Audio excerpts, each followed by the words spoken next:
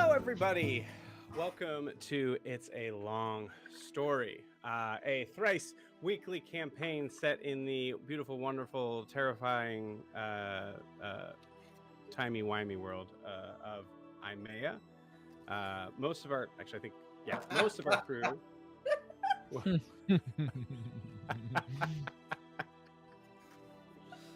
God, I hate you. I hate you so much, so much. So just coming back to everybody, you see Alastaire's body just dead on the floor. No, just kidding. That would be a way to start. There it is. All right. Anyways, can I get through this intro? It's a long story. We are here with our amazing crew, the Unearthed Arcanum. Everybody, look at the camera and say hi. Hi. That was all together. That was good. Tuesdays was like crazy. It was like a weird rainbow effect. Latency's fun. So as I've mentioned in the past couple sessions, we now have our new digs here. So apologize for being late, but a lot of it was just kind of getting set up for that. And figuring out a bunch of technical difficulties. So without further ado, we're going to jump straight into tonight. I'm very excited for tonight. I'm always excited, but I'm very excited for tonight. Let's go ahead and start with our royal scribe for the evening. Kiki, whenever you're ready, tell us where we left off. So last week we started on the beach after a harrowing attack by an alligator dude, some mage flowers, and almost Alastaire himself. There was a wombat who appeared, Wilbur's mom, Winona. She did bring Alastaire back under control, and we were kind of collecting ourselves, getting everything ready on the beach, when we talked for quite a while on the beach, as we do. And then Daphne showed up, just as Nolani held up, I believe it was Father Wallace's head. We resolved that situation and explained everything to Daphne. Well, she escorted. Hold on. Wait a minute. We Sure, did what continue. we could. We did what we do best. Gaslight, gatekeep, girl boss. Yep. Daphne led us to a shack to hide us in, and we talked for some more about the voice, what's going on, what the hell was the mage flowers and everything, and eventually decided that it was I think Neve showed up and pointed out that Brucelli's house had appeared on the beach. So we sent Nalani to kind of spider climb up to Gwen's room and pull her out of her room to catch up with us, and we all made our we tried to start our slow march to Brucelli's. Alastaire got a little bit of cold feet before. Fortunately, Winona was there to mom him into better choices. And we started our slow march, following Alastaire down the beach to Brucelli's house. We entered Brucelli's house with Winona. Daphne waited outside, and as she was waiting, the house disappeared. And here we are now. Fantastic. And the most And important... she said, well, number one, she's hot as crap now because she's super young. Super hot. She is super hot. But she also said that we were late, even though she didn't give us time. So that's where we are. Fantastic. Okay, cool. So we're going to pick up right from there we left off. First off, welcome back, Jess. We're so happy to have you back. It is just not the same without you. Not the same not being here. Yeah.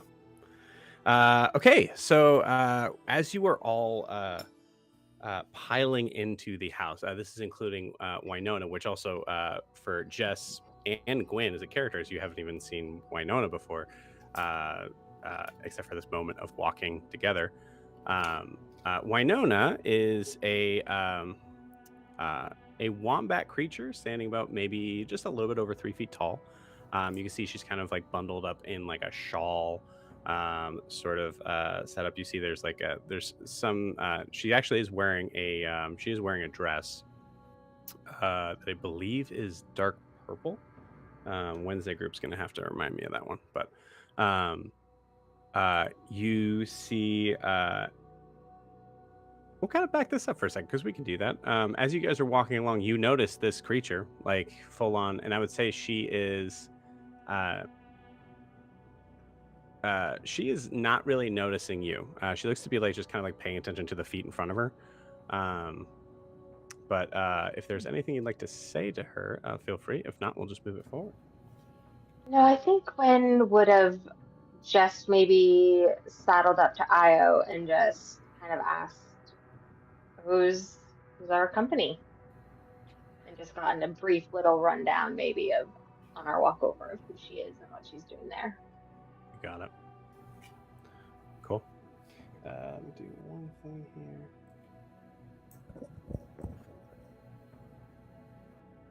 Volumes are a funny thing.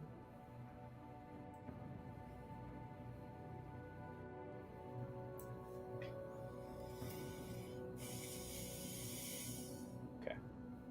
You guys hear the music now? Yes, sir. Okay, good. Did have to crank it though. I'm worried about that. That's all right. I'll actually go check one thing here.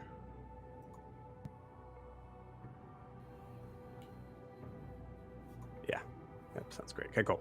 All right.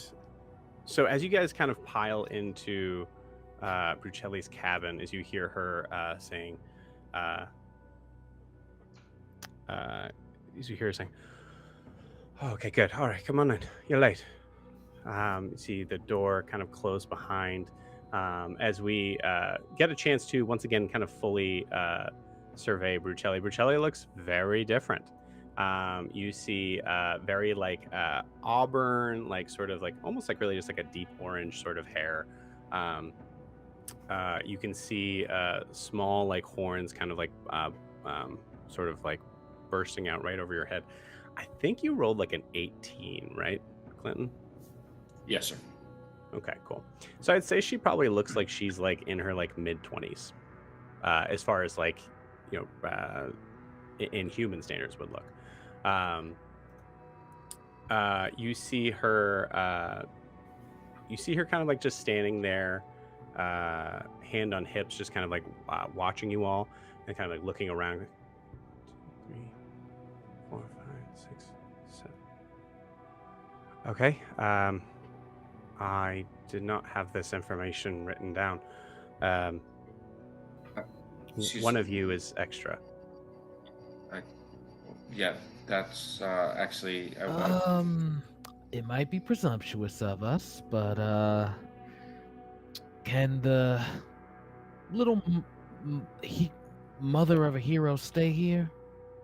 Because she's kind of a big deal. Are you saying this to Brucelli? Yes. Okay. Kind of like looks her up and down a little bit. What's your name? You see the wombat who is blinking at her. Fully doesn't realize she's talking to her.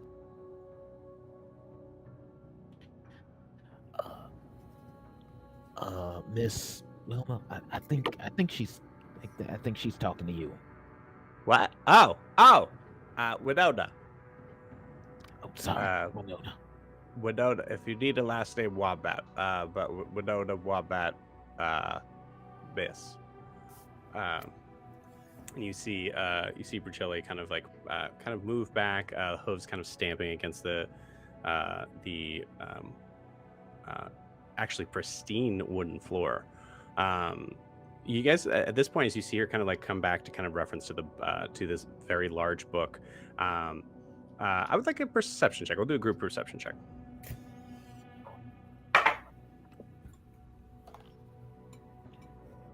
$21.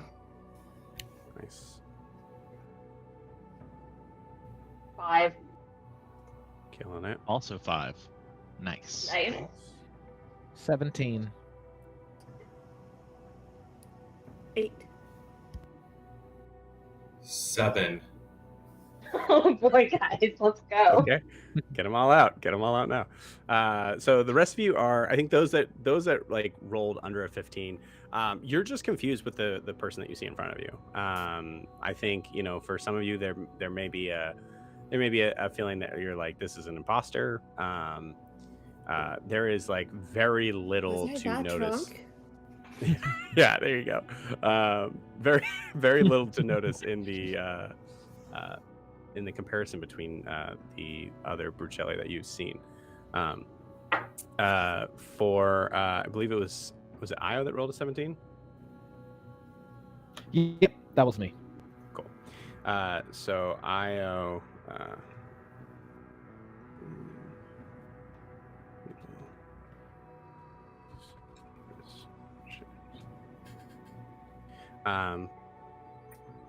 So Io, you notice looking around like the room itself, the room looks to be like really clean.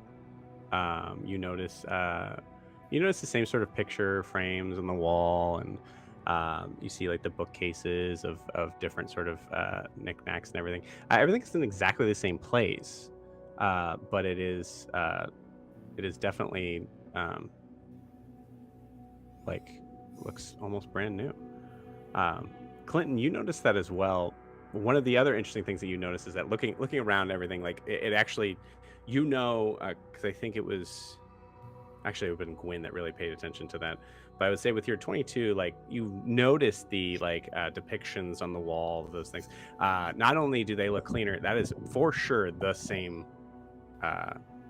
picture. As far as the depictions of like the war sort of stuff.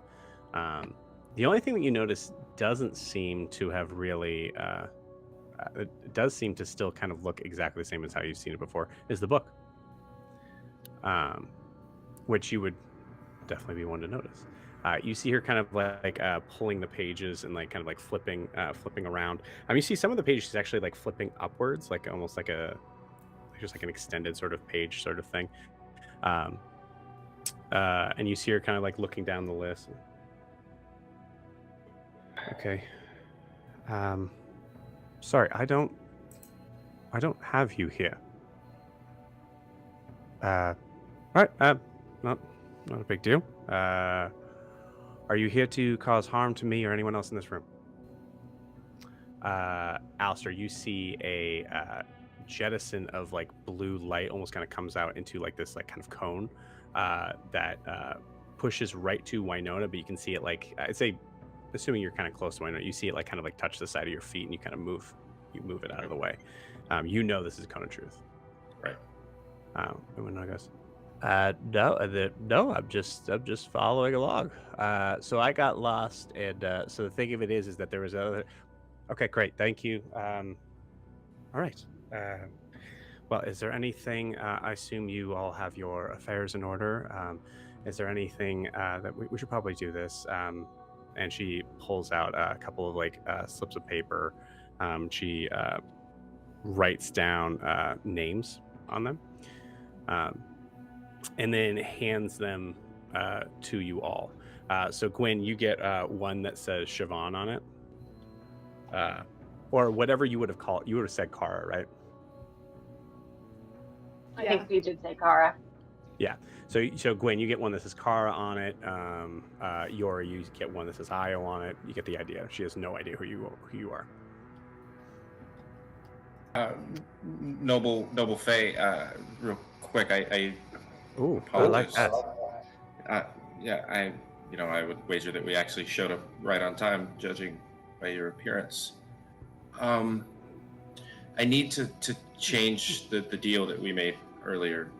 I know we haven't negotiated payment for this yet, but I need everyone, except for the wombat, to come to this meeting with me.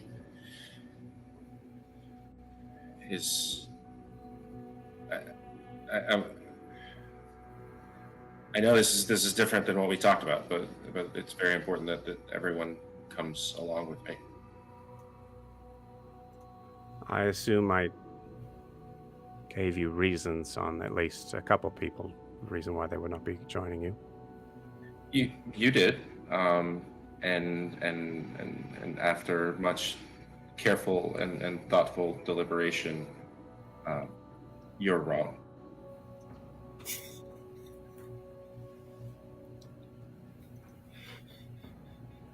Okay. Well, are you looking at the group at all when you're doing this, Alastair? Nope. No, I am looking okay. straight at her. Okay. Well, assuming I've given you the reasons, that is fine. As far as payment goes, I've kind of thought about that. If you're willing to accept a trade, I was thinking that once I'm able to complete these tasks that I have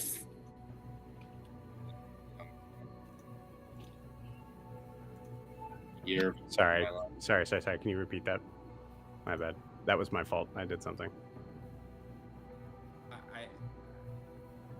Oh, jeez. Once I've completed everything with my friends and completed the tasks that we have at hand, I'm willing to offer you a year of my life for services as an apprentice to you.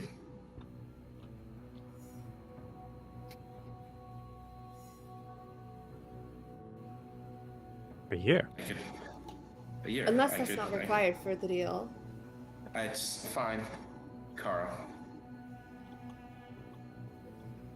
Obviously, I have important things to do now, but I'm fairly certain you know where to find me. And once those things are done, I could come and I could help you with the shop. You could teach me, and I could learn from you and help you. Sorry, I have no idea why that happened. Hold on 1 second.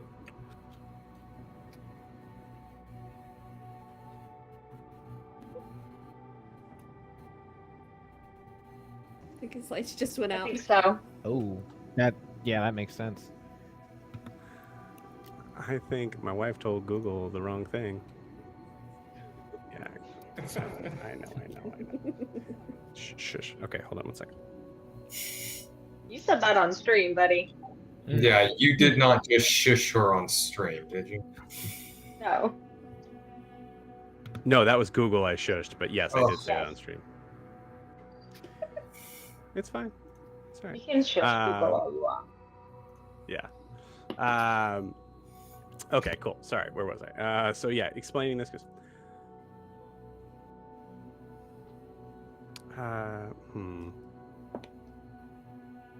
Go ahead and roll me a persuasion check. That is a nat 20, sir. Okay, cool. So I put the persuasion check on there not because of necessary. It's really more of like a. So we'll take it as a nat 20 is a nat 20. So I'll say it's probably more of an insight check, really. So with that nat 20 insight check, you see her kind of like looking you up and down and trying to kind of figure things out. And you recognize in this moment that she periodically kind of like stares out the door past you. And it's a very weird connection to make. But as you say, I'm offering a year of service, you realize that what she may be pondering is the reality that a year is very different here. So I will also say with a nat 20, she will say, I don't know if you want to do that, love. Let's just say you owe me a favor. How about that? You are the ultimate decision maker here. I can honor that. Right. All right, everyone, go ahead and just make a circle. I'm going to say, Clint, if you don't mind just jumping out and jumping back in. I think what I did really screwed things up. I apologize.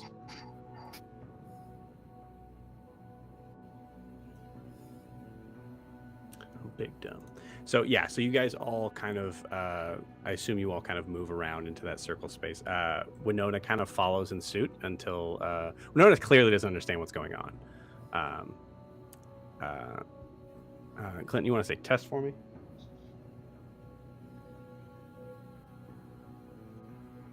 Muted. Muted. Yeah, I was on another screen. Test for you. You're good. Awesome, thank you. Also, I just realized, Evan, you are giant on my screen. I apologize.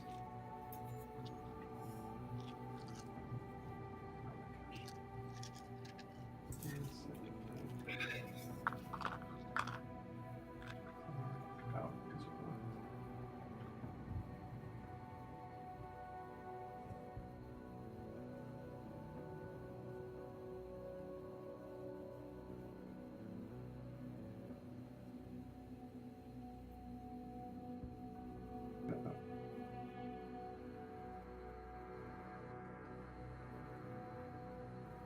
that's better.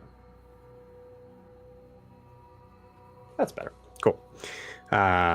Evan just was like just here. So apologies for that, streamers. Okay. So Rude. So as you guys kind of collect yourselves around the room, you notice that the places that you guys are kind of like standing in, trying to think of how to explain this. There's a space where like you are trying to like, if you ever like try to get in a circle with a group of people, like it's just pure chaos a lot of times. There's a weird sort of like feeling of like a warm, comforting feeling based on a line around the circle. So like you guys like just because of the feeling of like oh, it feels better here. You manage to kind of just line yourself up perfectly, as it looks like something has already been, we'll say for Alastaire especially, looks like something has already kind of been prepped here. Alastaire, you'd be the only one that sees that, but everyone else kind of feels something going on. Okay. All right. So you guys have those little pages. Do I give you the right ones?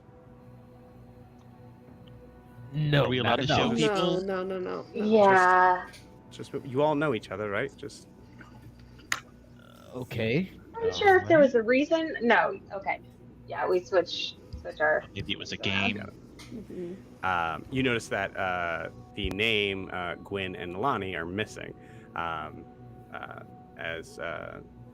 Brucelli kind of notices, goes, "Oh, right, okay." So everybody's got their. What is your name? Red tiefling girl. Gwen. Do you need my full name or just Gwen? No, Gwyn's fine. Just writes it down on a piece of paper, kind of gives it to you. And you must be. Oh, wait a minute. Yep. Just knocking everyone out. Oh, okay. Writes down.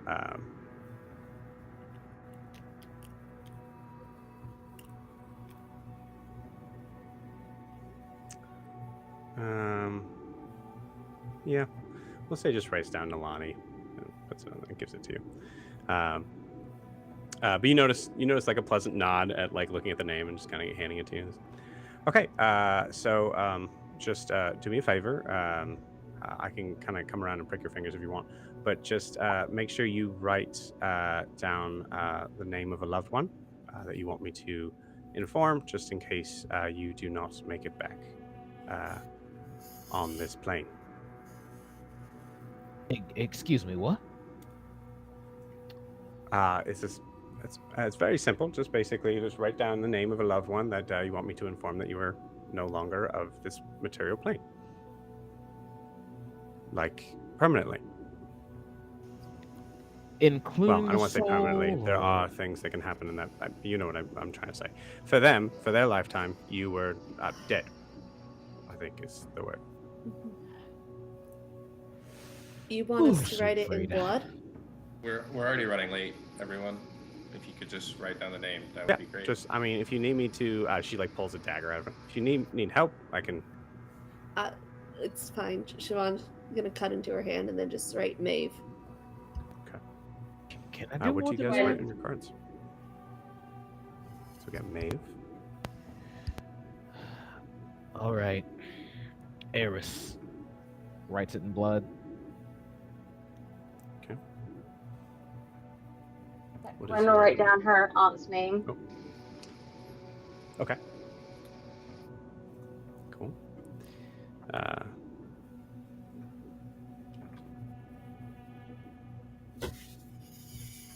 We have Yori and Nalani and Alastaire. Who do you guys write down? Fenrir. Love it. Love it.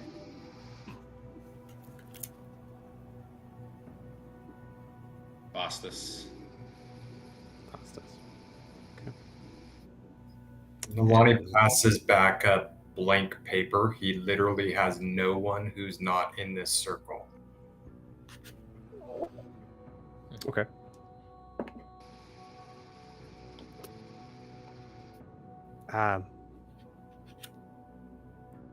Nalani, did you understand the? I don't mean to be rude or disrespectful, but Unless you have some unknown relatives associated with me in that book of yours, I know no one other than the people in this circle. that's a good point. You could pick you Fenrir see- too if you want. I don't think he minds. Oh, That's putting who I Fenrir picked. down as well? Yeah. That's fine. You see her kind of walk back to the desk. Nalani, roll me a perception check. There we go. That's a 19. That's a 24. 24. Nice. She goes back down to the desk and kind of puts all the papers sort of together. And I'd say none of you catch this, but Nalani, you catch it because you're trying to kind of focus on this. You see her write someone down. Puts the papers to the side. Okay. I need everybody to hold hands. Winona, you can step back too. Winona kind of waddles back. Okay. All right. Everybody's holding hands. Great. Okay. And without letting go, I need you all to go to the floor. Just, Okay. Indian style. Just go ahead and head to the floor. Great. Okay. Awesome. It's gonna be fine, Alastair. Oh, yeah, Alastair, Alastair you- just falls down on his leg sticking out in the middle of the circle. Oh, okay. Sorry. I didn't mark that down. Okay. Apologies. Right. Well, this next part is going to be a little bit trickier then. I guess I can kind of help you with it.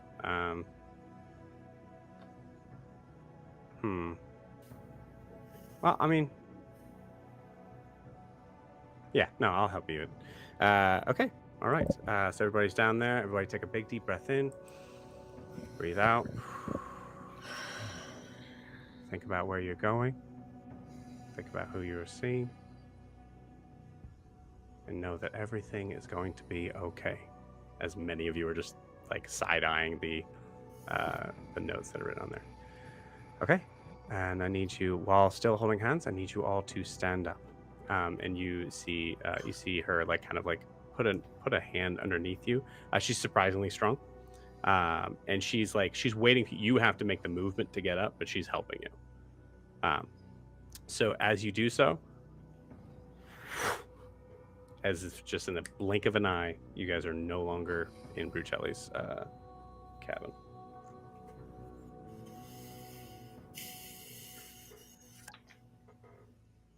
What do we see?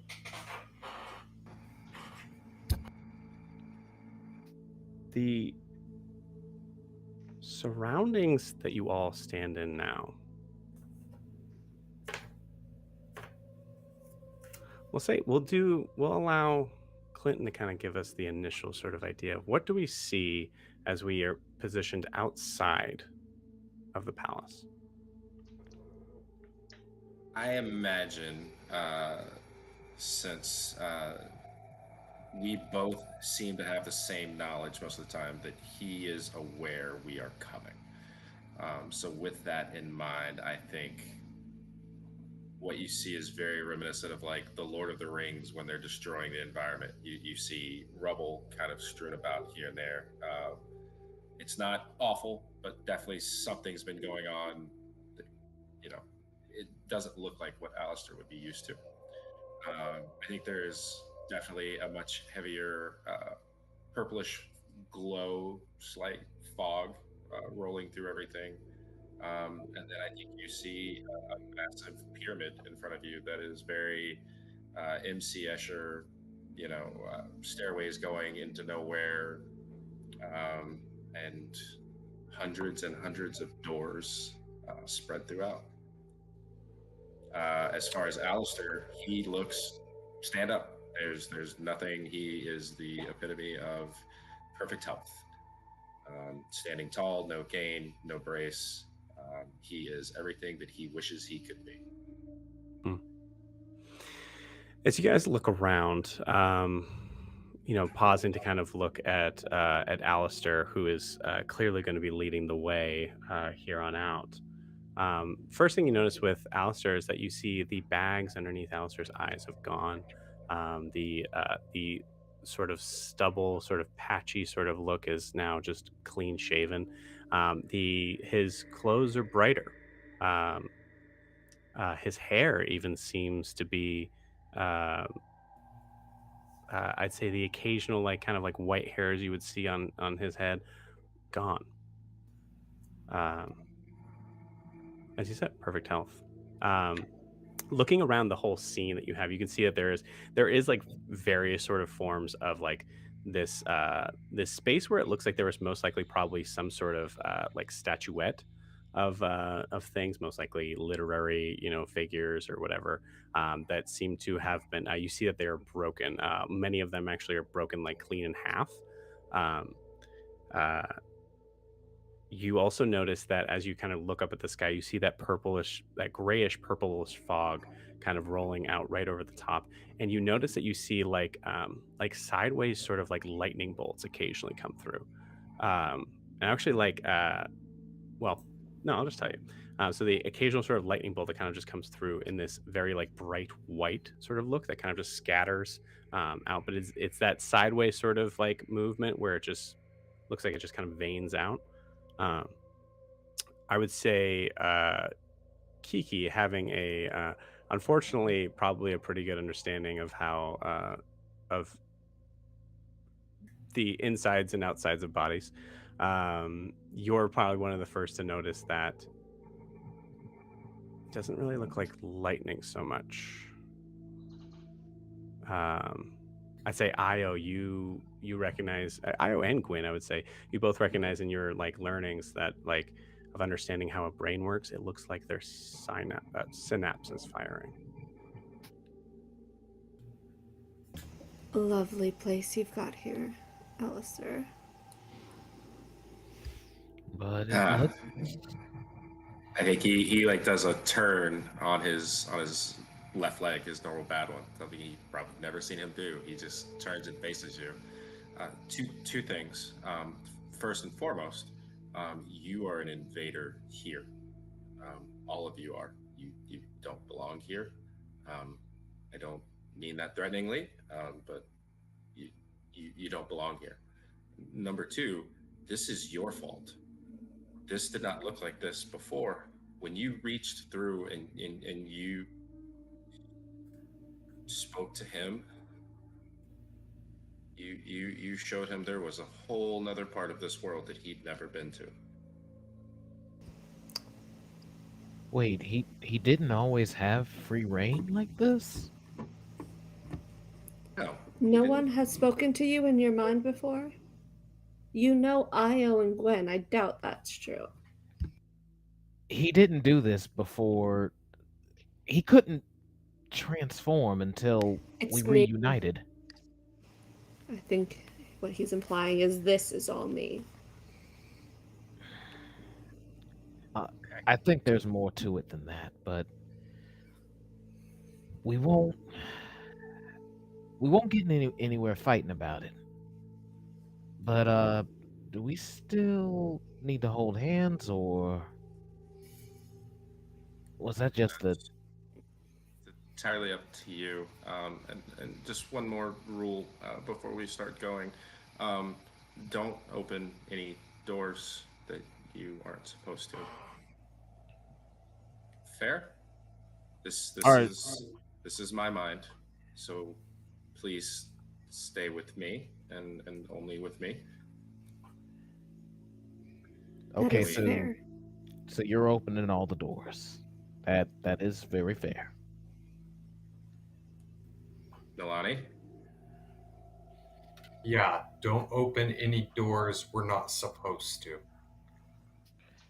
Should we probably revise that rule to period unless you say so?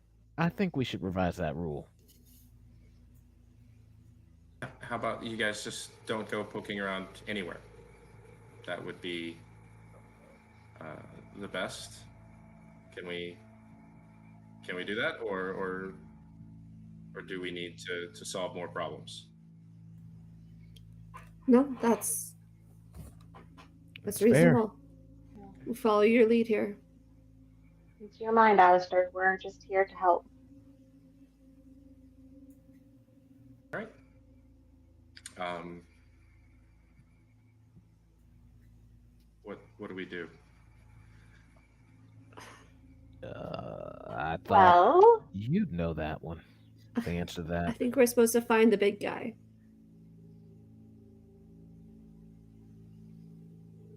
are we supposed to do that Maybe right away, or are there other things that need to be? Alistair, looking around, you notice that like outside of here, right? You have this. I just imagine in my head that everything outside of this is just like desert. It'd be Yeah. something that just like wouldn't make any wouldn't something boring to you would be that. Yep. So there is a space that you do know that like there's probably at least this direction. We do know that we need to be going into the palace.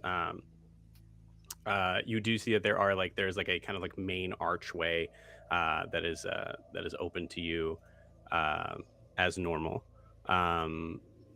The other sort of like doors and stairs that you see like kind of lead into the outside. You know there's a place from the inside that you could probably access those as well. But yeah, it's as a player, it's your ball game. Yeah, right now. I think he turns back around and tugs on his vest and smooths all the wrinkles out and just does a full stride towards the pyramid. When would be directly behind him, beside him. Mm-hmm. Yeah, Siobhan definitely. has also Line up. distinctly made sure that she's in her changeling form because that's what Alastair asked her to do. I was gonna say I'm not sure you have a choice. I feel like you're forced. Oh, yeah, it while is you're his there mind, yeah. to be in that form. Mhm. Actually, this is a very good point. Alastair, does anyone look any different? Besides, obviously, Siobhan. I think they are all caricatures of the traits that they've shown Alastair so far.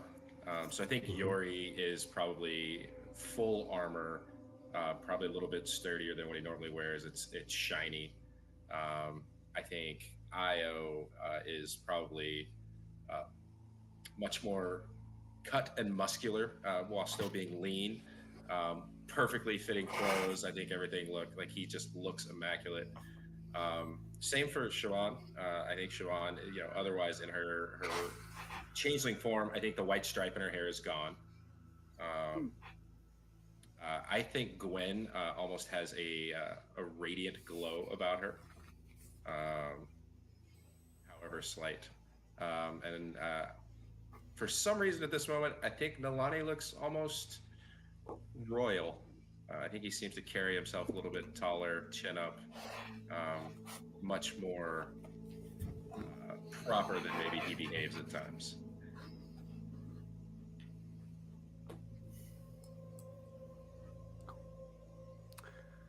Um,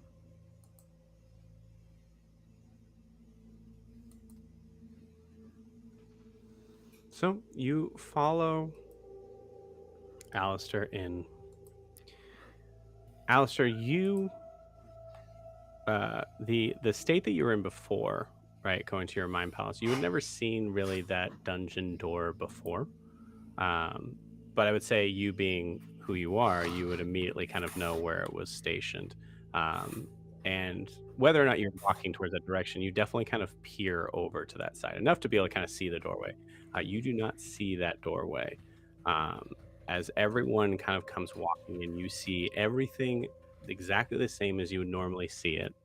Um, uh, which I mean to say there's probably a couple of doors here that lead to good things. Mostly like the library of being able to kind of collect your thoughts, um, the space for you to be able to. Uh, I think a lot of this is probably there's probably a lot of other places that are here that you probably wouldn't want them to kind of go into. I imagine there's a space where you are. It's like essentially like a version of a like a gymnasium where you're able to run and do everything that you uh, can't do in life. Um, you occasionally go there just to be able to kind of like remind yourself of what it would be like to do that. But I would say these doors are not labeled, but you know which is which. Um, you don't, like I said, you don't see the obvious doorway. Um, there are multiple stairs and multiple doors that some of which you remember and some of which you probably don't. Um, let's start with a room that you do know. I think we open a door and step into like the we'll call it the quad area of the Ludus, kind of a courtyard. Um, and I think as we step in, it's like you're watching a scene from a movie. Um, you'll see students walking through, people doing normal college things, trying out spells, prestidigitation. Um, and I think you can see in the far corner, just where like the columns in the ceiling throw shadows. You see Alistair just kind of up against the wall, trying to get by everyone without being noticed. And I think we all step into that space. Okay. Yeah. As you enter, as you normally remember this going, you full on hear the crowd of students who are, practicing, like you said, practicing their spells. It is noisy. You can hear, you hear arguments kind of coming back and forth. You hear, you hear jeers and yells, but none of them are directed towards Alastair. And you notice that in the center there looks to be like a little fountain, it's small, we'll say pretty small. We'll say probably only a space of like 4 people could probably sit around it. And on top of that fountain, you see a figure of um, a woman, a boy and a girl sitting kind of like on opposite sides of this like sort of center section. Um, uh, one of them reading a book, the other one holding something in their hand that has been constantly like made fun of, or like constantly like been in a question, sort of like goofy, sort of jokey thing of like what he had, like, is it an apple, is it a ball, like what is it? um for Io and Gwyn, this is very familiar. Yeah, I was gonna ask, does it feel more like a memory or just sort of a projection of like not a specific memory in time, just more of a projection of what the Ludus is? It's a good question. Go ahead and roll me a history check, both of you. I think I would add just because this is Alastaire remembering. Despite all the noise going on around it, you hear plain as if it was right in front of you every time his cane hits the ground. I think you hear that tapping no matter what. It's just there at a steady volume no matter what's going on around you. I have a 23 history. 23. Nat 1 on mine. Cool. I think also, just if I may add to that, Clint and I talked about this. We're kind of just building off each other. I think there's also a period that whenever you hear Alastaire talk, it's very much like a weird, like sort of noise gate where everything else kind of dies down.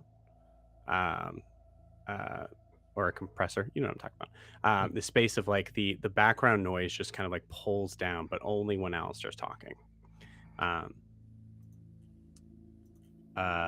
Cool. With a nat 1 IO, there's probably a space where your I'd say initial reaction is this is a Alastaire playground. This is a place for Alastaire to be able to mess with people in a space that is free from consequences. It's terrifying. It's an invasion of privacy, I think, is the first thing you think of. The idea of it even being a memory is weird. It's a space of like thinking about like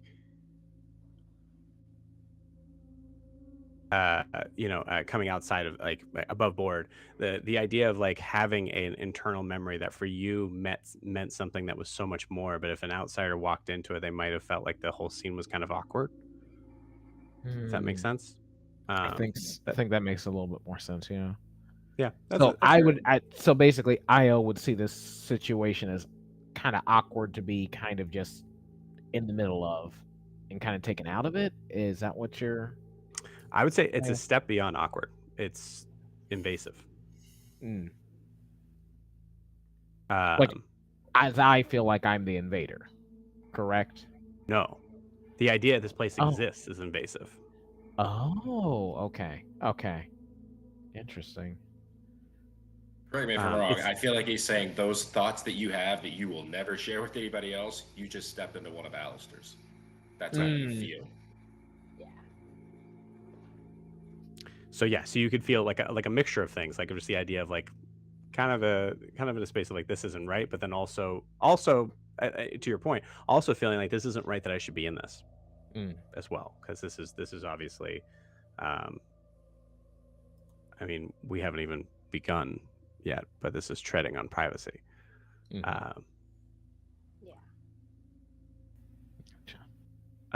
Gwen, with a 20. As 22 or 23? 23. With a 23, you notice the faces that you see around, and you recognize a few of them. Classmates, not really worthy of mentioning, honestly, or worthy of naming. But you definitely recognize them. And you notice that you recognize more and more. As you fully kind of start to kind of think about the idea of this being a memory based on the crystal clear sort of images of these people that you've seen, a thought enters your head. You used to be in this courtyard a lot.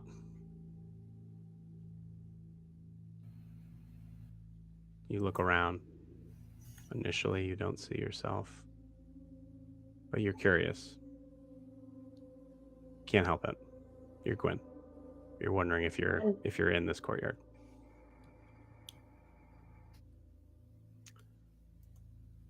Alastaire, is Gwen in the courtyard? Gwen and I are both in the courtyard. 100%. No. Is Gwen in the courtyard? Yes, Gwen is in the courtyard. Okay. We'll start with this. Where would we see Gwen? First. Memory Gwen. Memory Gwen. She will be on the opposite side of the courtyard, or the same side but opposite end of like the hallway that I'm walking in, walking my direction. And in memory, Gwen, there's probably anywhere between 3 to 6 girls and boys on her tail, like little ducklings following her. Okay.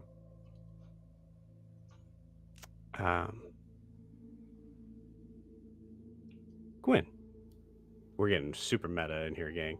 Yeah. In your space of this memory that you don't remember as a character,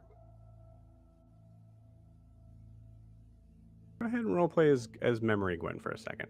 Memory Gwen is walking up to Alastaire with the posse behind you, so to speak. I think a lot of the people there. Well, actually, you tell me, who is this posse behind you? Oh God. You don't have to be specific. Yeah, I figure Gwen is the type who definitely in school would have attracted just various people at various times. And 99% of the time, she was happy to entertain them, happy to engage in social discourse, so to speak. But I'm going to take a little liberty. I feel like in this memory Gwen situation, she would look a little relieved to see Alastaire, kind of because she knows that she doesn't have to, he'll make them go away and she's ready for them not to be there just by being Alastaire. I see. Okay. Very cool. All right. What does Memory Gwen say to Alastaire?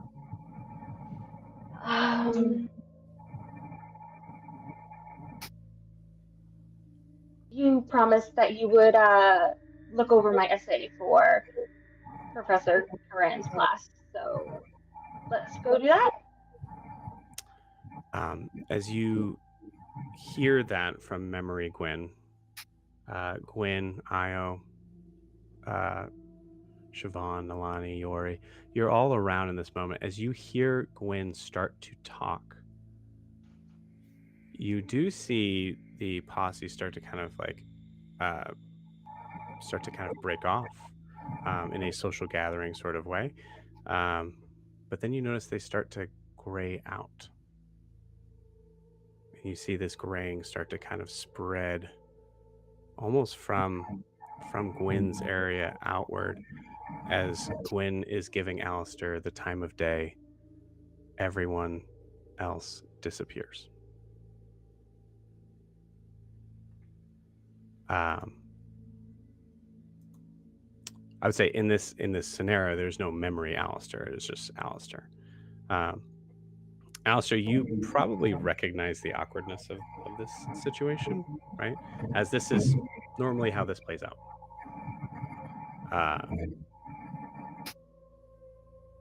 Do you say anything to the group?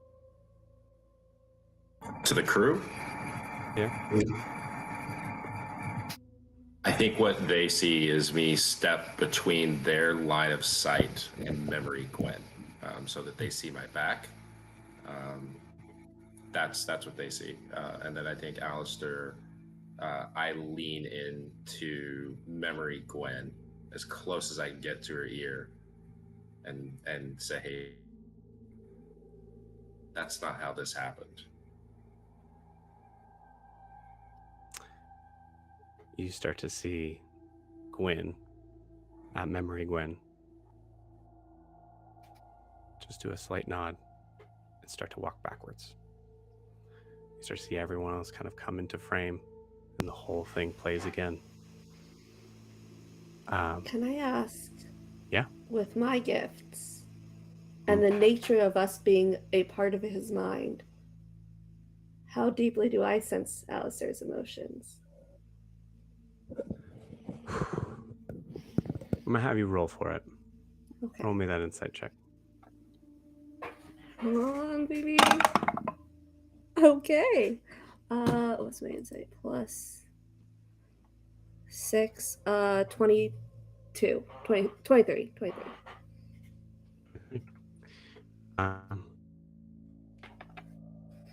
Alastair can roll me a deception check if you want, or you can just tell me what happens.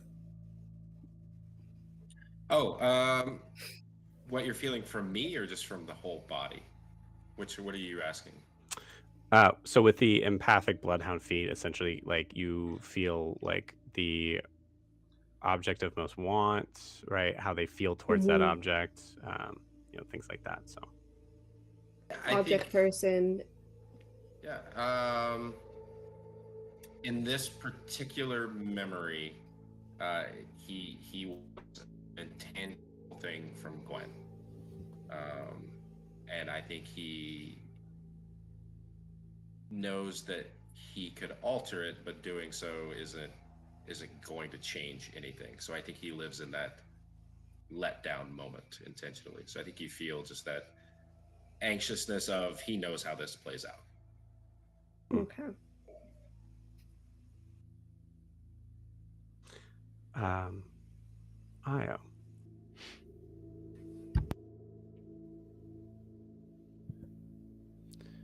You're looking at this scene now.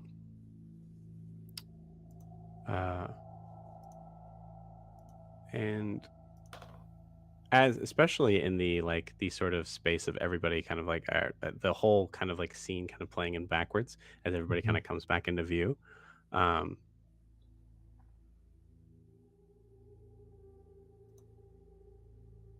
It's gonna be kind of weird to say, but just give me a roll with your spellcasting modifier. So +5. Thank you. All right. 16. Cool. With a 16, you remember. I don't remember if I said this, but you also have been in this courtyard a lot. Mm-hmm. You don't remember this particular memory or whatever it is, but as it kind of plays in reverse, you get a second chance to kind of like think like, I could have been here. Mm-hmm. And instead of looking around like you did the first time,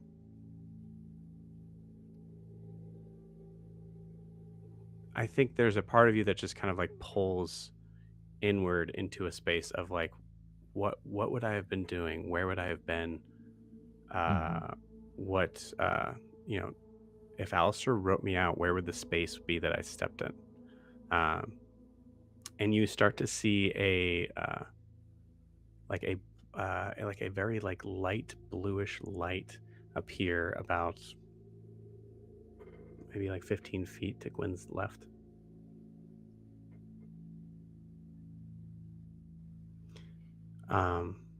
As the color kind of comes back and everybody kind of comes back into view, the bluish sort of space, so roughly the size of a humanoid, but very like not no particular shape. Mm-hmm. You see that figure, that cloud, we'll say, comes up to Alastair before, as it kind of goes back into play mode, you see that bluish figure comes up before Quinn comes up.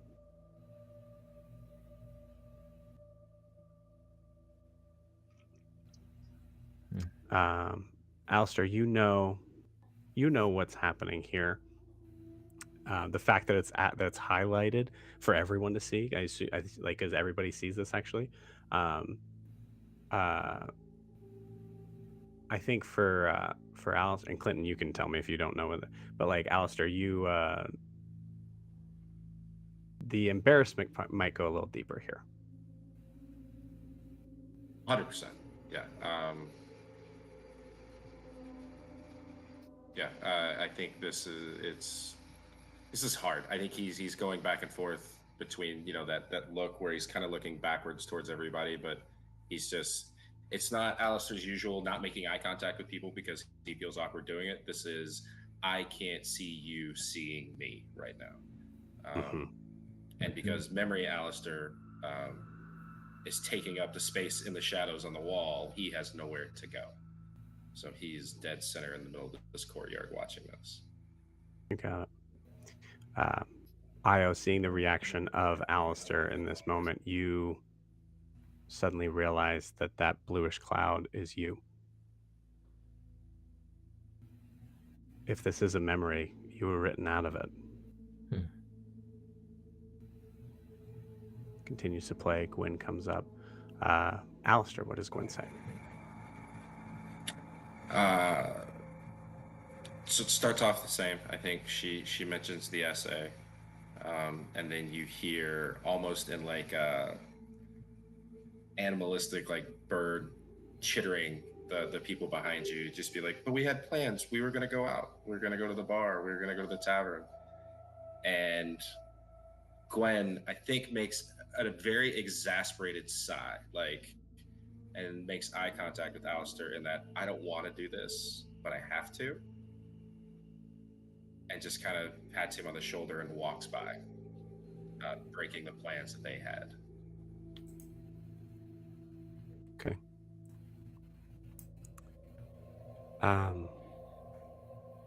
The bluish cloud stays there. Io, I'd like a history check. Okay. That's a little better. 15.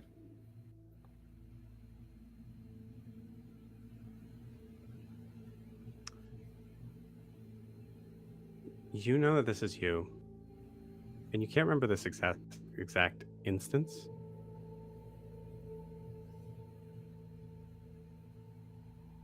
But you feel like this has probably happened a couple times.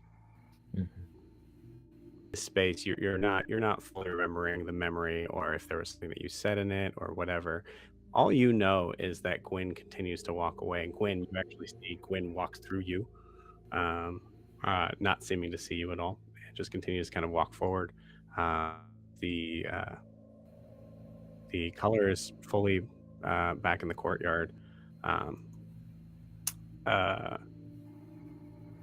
Io, do you mention anything here? Oh, certainly. I think after this kind of dawns on him, it's like, man, I thought we were close, but maybe I may have played with you a little too much. That you delete Alastaire, me from your mind. You're saying this to Alastaire, right? I'm kind of muttering. I think the first part he could hear, but the last part that you delete me from your mind, he'd be a little under the breath. Cool. Trying to decide how I want to go about this. Alastaire, you know that it was not that the reason why Io is not in this memory, specifically kind of taken out of it.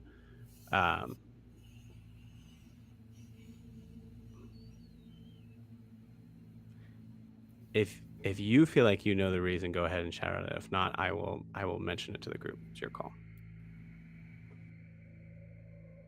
Hearing Io behind me, and I picture Io as directly behind me, so he sees my back, but just a bit of the bluish fog coming out on each side of me. And I think I kind of look back over my shoulder at Io when I hear him say that, and I'll take one big stride to my right, and as I do, just kind of wave my hand, and you'll see a younger Io kind of form right there. I imagine we're probably 3 to 4 feet away from this fountain.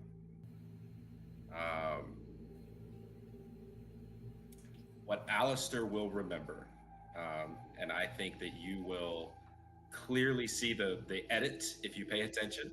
But what Alastaire remembers, because he's watching Gwen walk away, he turns around just in time to see you, and you are looking at a book. Or you have a book in your hand, and you run right over his left leg and cane, and he falls into the fountain. To a chorus of overwhelmingly, in this scene we're in, just overwhelmingly loud laughter and jeering. And I think Io, again, as Alastair remembers, looks at Alastair and runs out of the courtyard, leaving him there.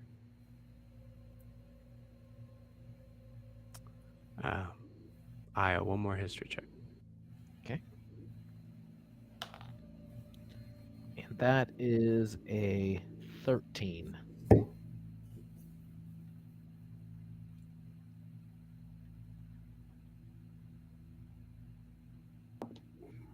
I will say you would roll it with advantage now, knowing this information as it continues on. Okay.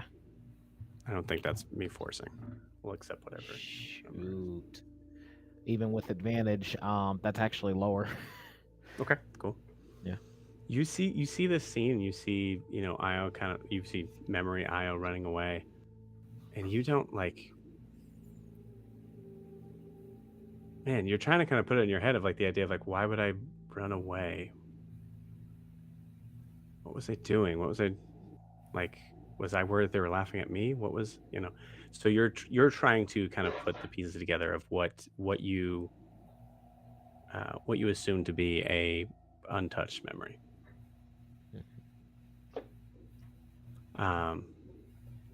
Siobhan.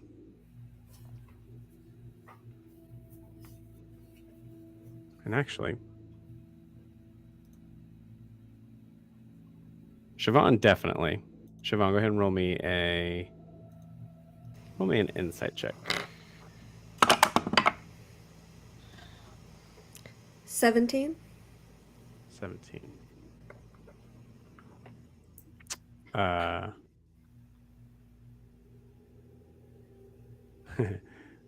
Yori, roll me a. I know you have a negative in this, but Yori, roll me a. Actually, never mind. I'm sorry. Sorry, Evan. Nalani, roll me a nature check.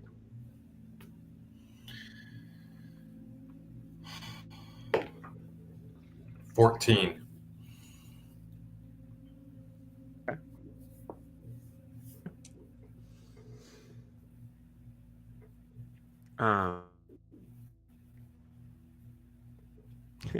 This is me butchering what nature is about, but I mean, it is the same. It's whatever.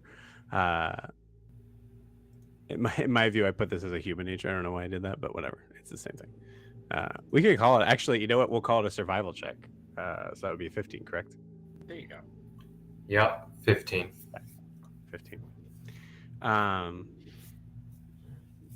Cool. So 17 from Kiki on the insight check, and 15 from Nalani on the survival check. We'll start with Nalani. Nalani, you noticed that how Alastair falls. And would this be real Alastair or like a version of memory sort of thing that kind of falls out in front of you? Yeah, I think it's real. It's real Alastair up until the point that he falls, and then it's like an apparition of what you guys know of Alastair. Awesome. Yeah. Cool.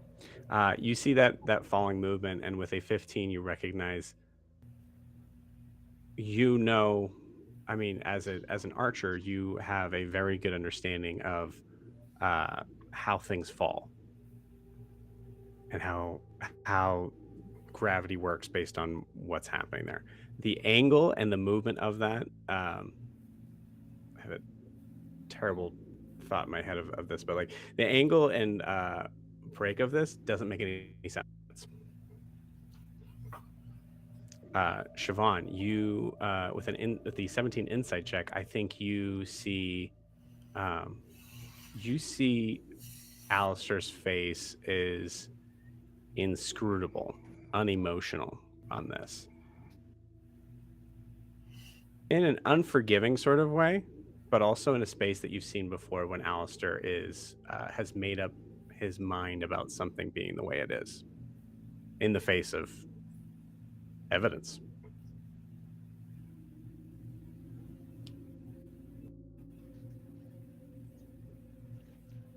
Io, you're just wrapped up in the idea of how could I have done that. Mm-hmm. I really, but I wouldn't do. Why would I do that? You're not gone from my mind, Io. You just exist where I would like you to exist and how I would like to remember you. As the jerk who pushes you in, but I don't remember that at all. But I don't even remember that situation, to be honest. I think, because his back is now turned, you can see the scene play out behind you again, or behind me. I don't know what this is happening because I'm talking to you, but what I think you actually end up seeing is right before you run into Alastaire, Carice, our old friend, more or less pantses you because he's a big bully. But Alastaire, in the memory, is facing Gwen. So I think in that process, you did fall into him and you did push him over. And you did run away, but you had reasons as well. But Alastaire remembers you doing all of this without Carice. So I think you see that play out, and he just, no matter what you are saying, as Joe said, Alastaire is set. He knows what he remembers what happened. Mm-hmm. And the excuse me, Nalani seeing that behind as well as that scene plays out. Now it makes sense. The timing was off on this scene, the way that it was working. But Io, as Io was being assaulted by this bully, Io took a step back in that, and that made sense in the space of where Alastaire was. But you're all seeing this. Yeah, I mean, you're all seeing this playing out as Alastaire is kind of just looking on. Does Milani maybe clock putting that together that these are memories, but they're certainly from Alastaire's perception? Like, does he clock that part, the first time while Alastaire was watching it, that part was not shown. Now Alastaire turns his back and the truth is revealed? Yes. I think there's a space where you recognize that Alastaire has control over this room when and where he wants it to be. The reason why we'll call this even like kind of a glitch of reality happened was because Alastaire was paying closer attention to in a magical sort of sense of showing where he was. Right. Okay, good. Because above board, before that, Mitch Nalani was kind of clocking that the glitch was inferring that Alastaire wasn't seeing the whole story, and therefore it was kind of, the fall was manipulated in a weird way or something. That's exactly right. That's exactly. So Alastaire like made that scene fit his come narrative. into that time. Exactly. Yeah. Right. Gotcha. Okay. Thank you. I think. No, go ahead. Okay. I think, yeah, definitely after seeing that scene again, it's like, I don't know if it's a stretch for me to say, no, wait a minute.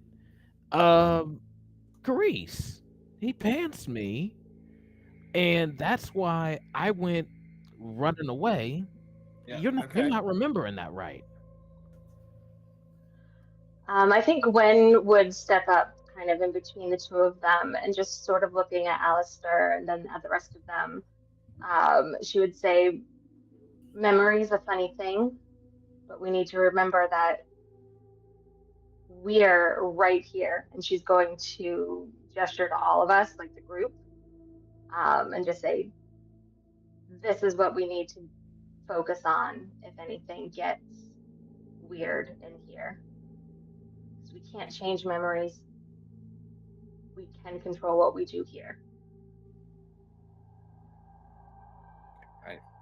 I don't know why you think anything would be weird in my mind, and this is where I store everything. This is where I access memories and research, and everything that I've ever done in my entire life is here. I'm sorry that you don't agree. Everything we've done in our entire lives is affected by what we feel about them. And I think So we're that's part of not. the problem I'm seeing here.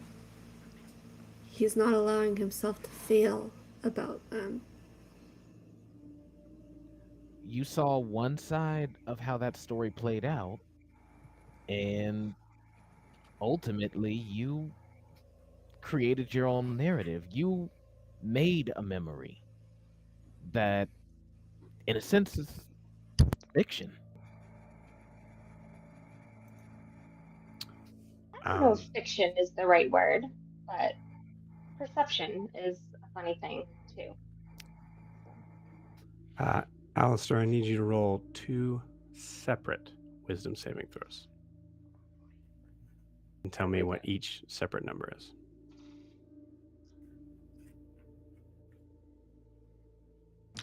The first one is a 10. Okay. And the second one is a 17. Okay.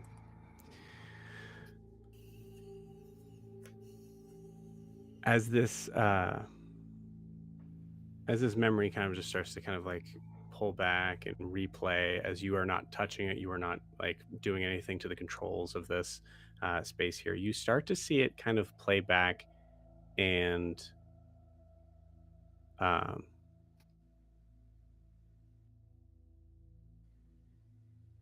you notice something's wrong. As you see the characters moving back in place, you are aware of the eyes that are on you when they're on you. You're aware of when people look at you. You're aware of when people are not looking at you. The characters in this memory are all staring at you the whole time. The scene plays again. You see people kind of talking with each other, jeering. You see spells. All of them, heads turned, facing you. I will message you what is happening mechanically.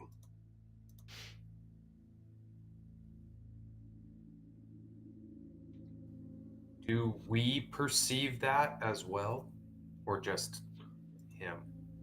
I would say if you think that you pay attention to that, yes. I think Siobhan's pretty keyed into like Yeah, her surroundings y'all are. emotionally. Yeah. I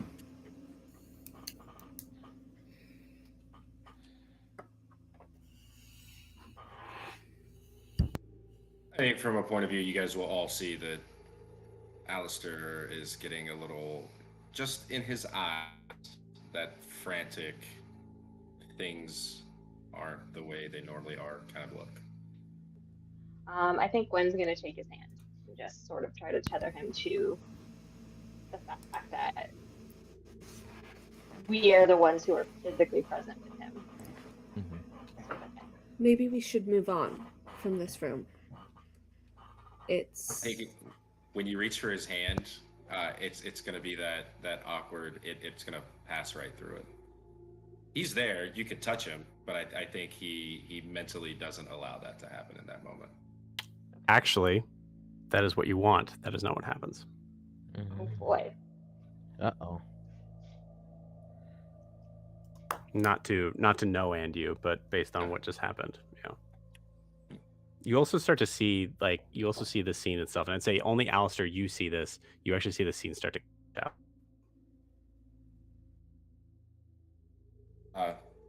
Yeah, we should leave. There's nothing important in this room. We should. I think he does his normal, like, raises his hand to try and make everything disappear. You guys just see him do that. You see the whole scene is playing out, but everybody's looking at Alastaire. And not right. where you were in the memory, where you are now. Right. we need to move. Yeah, let's. He is the master of this palace, and let's go. I don't think the master's in control right now. We need to go. No, I agree with you. That's why I'm saying I agree with you. Let's go. As you all head to the door, ushering out. Alastaire, are you the first one out or the last one out? Your call.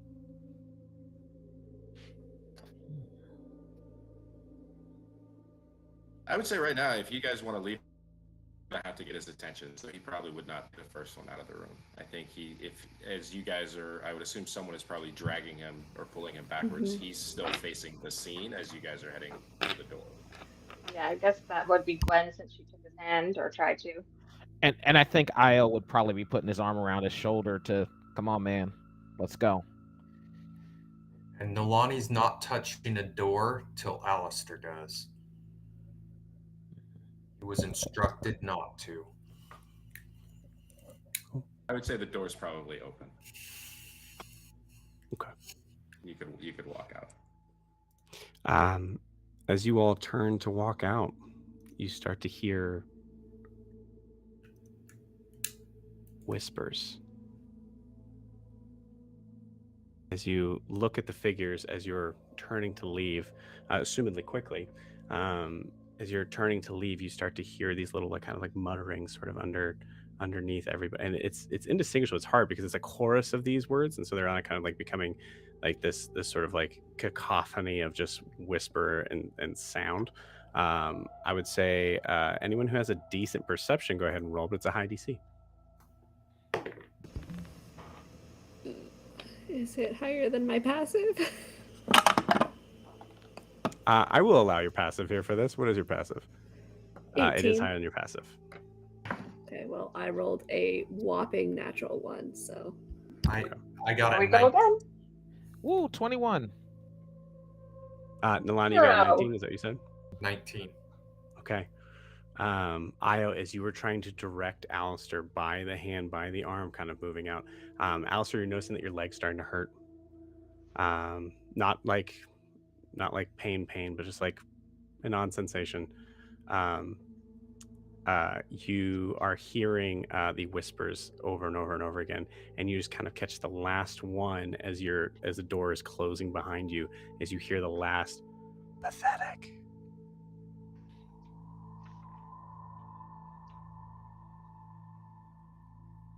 The door closes.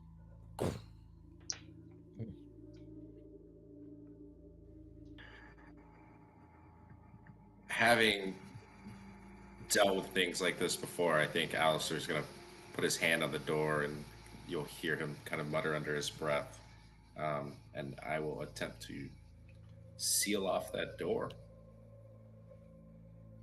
I think it seals. I think it takes a lot out of Alastaire to do that. So I think he kind of turns around and leans back against the door, kind of rubbing his upper thigh on his leg.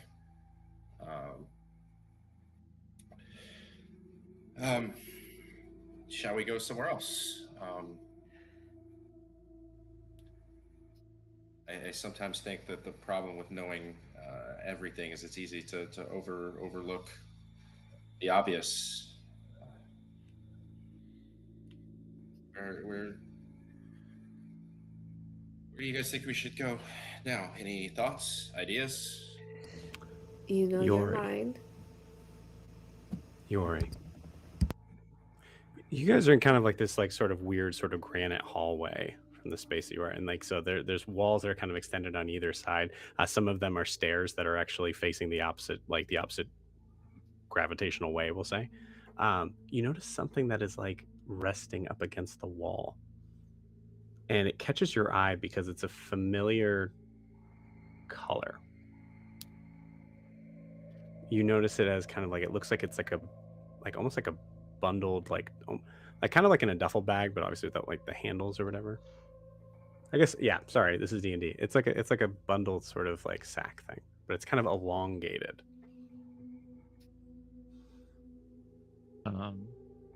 Yeah, so he would definitely go. If it's caught his attention, he's going to go over and start looking at it and kind of go over toward it and reach for it. Try to open it up. It's a bag. Stop. Does Nolani notice him easing doing that? I think he notices him doing it. I would say by the time he puts his hand on it, I would say. Jory. It's not a door. It's a bag. Yeah, but we're kind of in his mind, we need to ask permission before we do anything. He just asked us to let us know what we wanted to do, didn't he? He just said he didn't know what to do or where to go. Little man, This little seems man, like a little thing, man, little possibly. man, little man, little man. You doing a lot of this. I need you to bring it back by 6 and listen to Nene. So he takes the bag and brings it back to Nene. Where's 6? Nolani's literally gonna be Put like it this, looking at down. Alastaire and say, Alastaire, what's up with this bag, and is it okay to touch it? Alastaire, you know what the bag is, but Yori, you also kind of feel like you know what the bag is. As you start to kind of bring it back with you, you actually feel the texture of the bag in the senses that you still kept as you move through this. It feels very familiar. It's something that you've had to wrap and rewrap over and over again. So the bag itself is like the wrap, or is it like the bag itself feels like wing material? The bag itself actually feels like the wrap. Okay. I mean, I don't think he can resist at this point. I think he needs to look inside and see what's in there. Okay. You open the bag and you see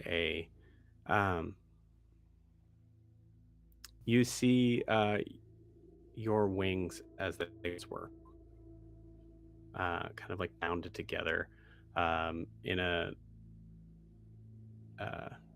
exactly how they were. It's just basically just kind of like stuck together in that space there. And you also notice that there's something that is in the bottom of it looks like it's a book. He's gonna reach in and try and grab the book. I think he's just really fixated at this point. It's just it's the whole. I think the whole experience is very like, as Yori, I don't know how much he even understands what's going on, but he sees this thing, and the book, and he's gonna try and grab it. Okay. You pick up the book and it says "Dangers of the Feywild" on it, and it is a picture of a I would say a very probably for you. I mean, you're a fairy who also hates other fairies, so it's fully up to you how you feel about it. But it is a very like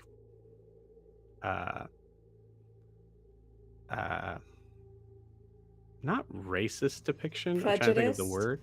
Yeah, it's a very prejudiced depiction of a fairy in like a very like kind of like gnashing, like long teeth, like sort of thing, like the spaces of what you see in like the dark folklore of books, like above board. That's what you see on the cover of that book. Alastaire, you remember, I mean, you know what this is. You remember this book. The reason why this is in the hallway and not in a specific room is because it was something that you were working on passively.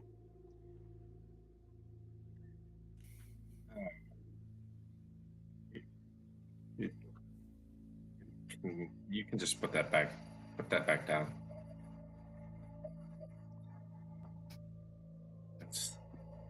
You're right. You can just put the book down.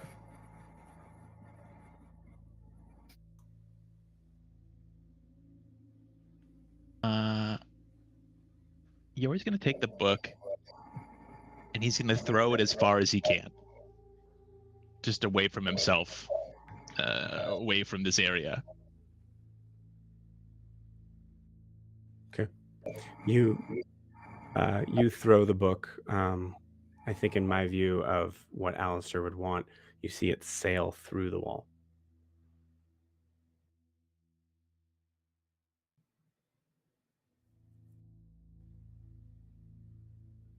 Alastaire, what was that?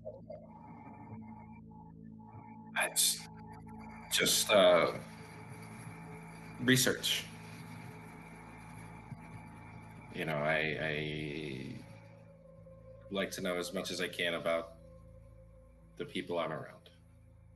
I think that's a safe bet. Why is it with my old wings? Is that what you think about me?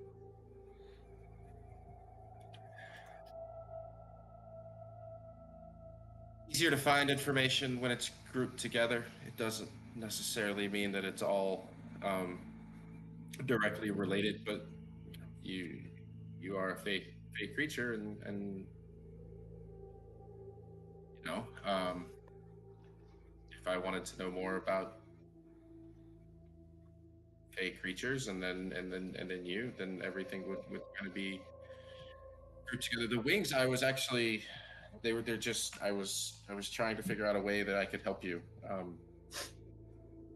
Brucelli, beat me to it. I wanted to help you. I- Yuri. I remember. And he holds up his arm, which still has the wrap around it.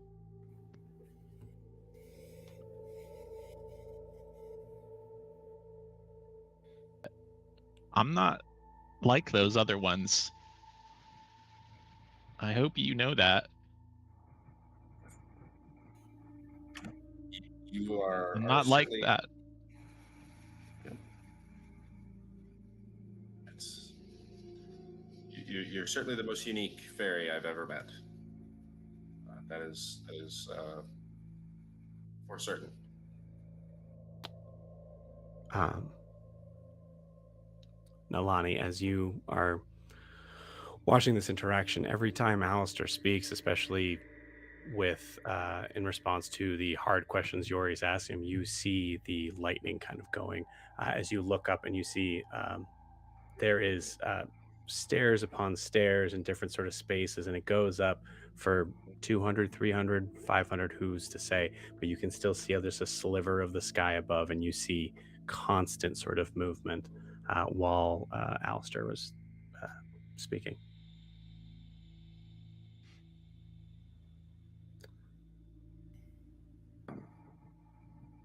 That that's a good idea, though. Maybe I think I tend to find peace in crafting and building and research. Maybe we should go. I know where we can go to there. Maybe that would be a good place to go to kind of formulate a plan. All right. I thought we were looking for the other one. Um, it is on the agenda for sure. But I think we should as I keep telling everyone, we need all the information we can get before we really kind of tackle this problem. I still think there's more to learn before we do this. I Okay. agree. And in the spirit of that, before we continue, you good little man? And he eyeball he not eyeballs. He eyes Yori, and he's really trying to make sure, hey, cuz we got to make sure we're strong in here just as much as we are anywhere else. In fact, that's probably the best strength we need right now.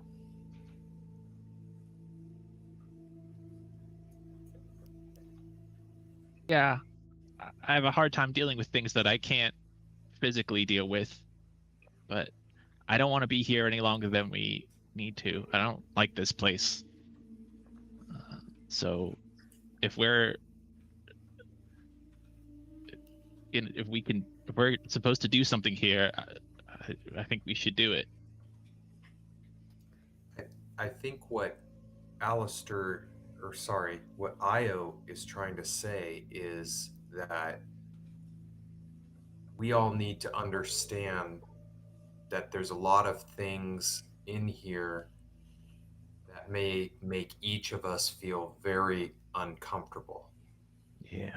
and that this is really an invasion of Alastaire's private thoughts, and that while we may perceive it to be one thing, it doesn't necessarily reflect his perception of how he feels about us.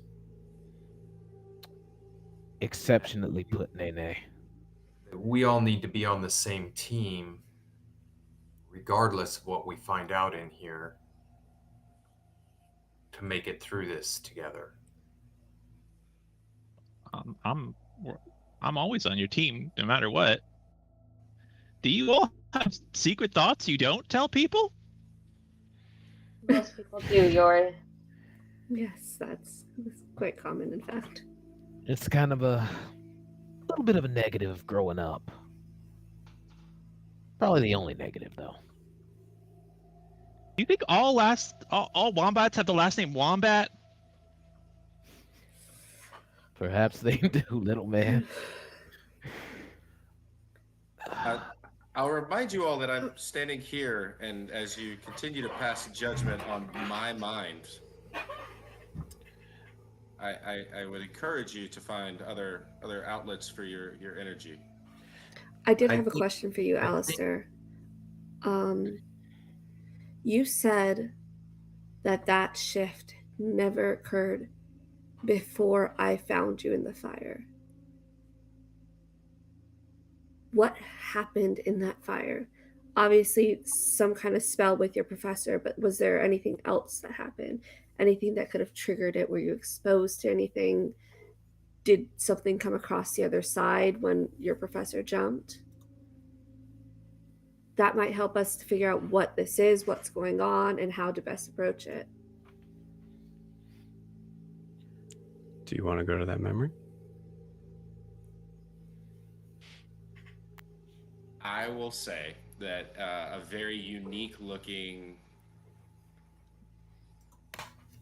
door appears at the end of the hall. I think you hear like a door slam, and you notice that it wasn't there before.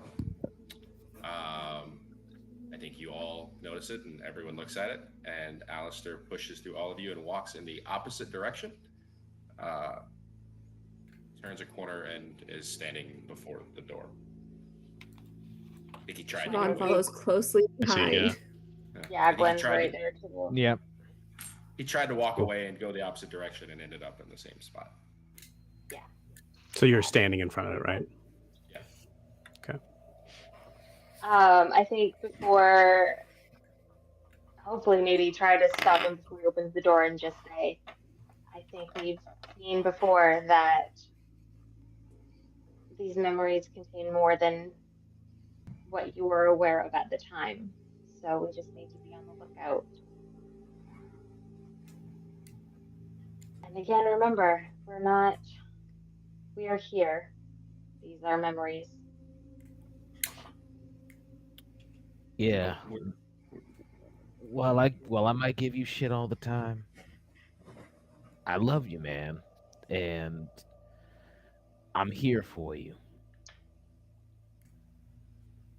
We gonna get through this together.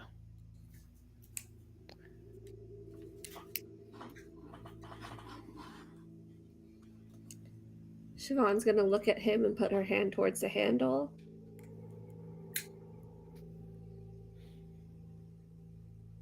Would you be on the left or right side of me? Left. If you're facing the door, she's leaning around your left side. Great. I think he pushes through you, and a door appears right next to you on our left, and he opens that door and walks through that door. Not the memory of Dr. Karan or the explosion. Don't get mad at me, Joe. No, you're fine. And I think you step into what Io and Gwen will 100% recognize, which is Alastaire's dorm room, his bedroom. Siobhan is still standing in front of the door. Yeah. Don't do it, Siobhan. Yeah, I think Gwen would lean into Siobhan and say, I think this is where we need to be, but we can't force it. We have to follow where he leads. And then she'll go after Alastaire. Remember, yeah, and I think he's probably gonna stay with her. Io's probably gonna stay with her just for a little bit. Gwen's right. Remember, it's not just him that we're trying to help. We're putting everybody at risk by being in here, especially. And then he just nods towards Yori. I was hoping to find the root of the cause of it all, the root of this problem. Something happened that night, and clearly he's avoiding it. Like, he avoids all the actual fucking solutions to his problems, just saying one thing at a time. Now he's off to something else. We're gonna get there. All right. Lonnie puts his hand on Siobhan's shoulder and says, I know it's going to be frustrating, and casts guidance, but also says, but we are going to have to play by his rules.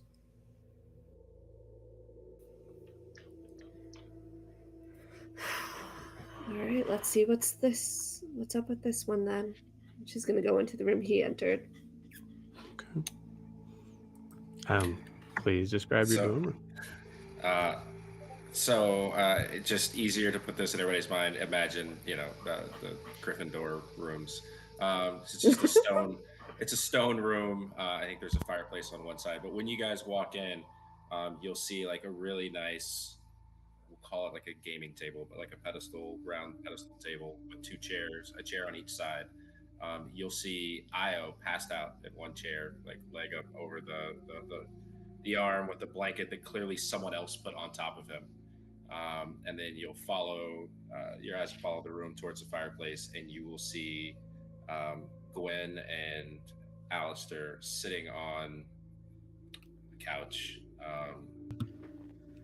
both of them looking at the same book, kind of discussing what they see in the book, leaned over and talking. Yeah, I think that's what you all see.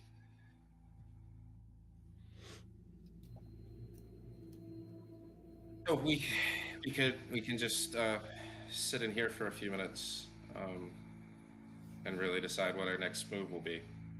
I think that's probably a good thing.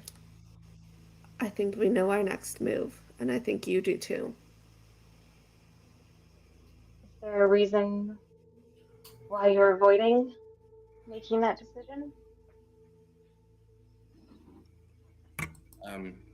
I feel like I just keep repeating myself here. We need information. We need to figure some things out before we really kind of dive right into the danger. Why do you need a baseline though? Why do you say going back to that memory is the danger? I mean, there was an explosion. There was a lot going on at that time, and I don't know. I don't know that there's much that we can really rehash in that moment. I've told you guys everything. I told you about what he said. I told you about the meeting where I picked up whatever it was that he wanted. I told you about the potion. I told you about everything. Did you tell us about a potion? I absolutely believe that you've told us everything you remember, Alastaire. But I think we just saw that you might not know what you don't know until we go in there. I think you guys saw what you wanted to see. I don't know. I think it might be how the helpful hell to start can we from do the beginning. that? We don't have control of this place, Al. You do. We can't manipulate anything about it. I think you want to. I don't think it's manipulating. I think you see what makes it easier for you to remember. And if we see what makes it easy for us to remember, don't you think you see what's easy for you to remember?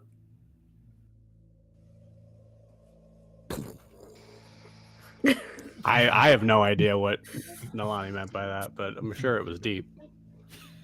Nalani, facts are infallible. Okay. Like So- these Well, things.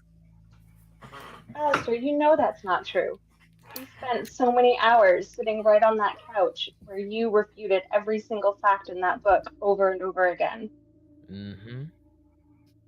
No, facts are not immutable. And I know we're asking a lot of you in here. We are not supposed to be here. But I think we're here for a reason. And I think that reason is to help you see what you didn't see Mm-hmm. in a way that you didn't see it before. It's just information gathering. With that thought, Siobhan, roll me a perception check.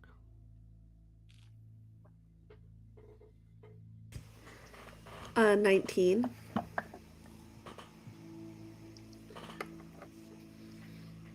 With a 19, there's a space where Siobhan is frustrated and wanting to kind of move to the root of what seems to be the root of the problem. In hearing what Gwen just said,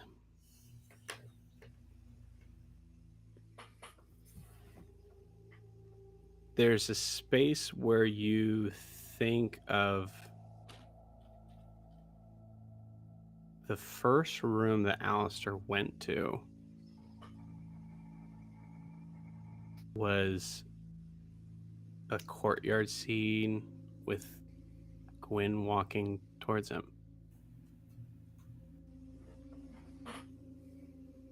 You look over to this Gwen that's over by the bed. And this memory, while crystal clear in its sharpness, you notice that the colors themselves are, say that the hues are dyed down slightly.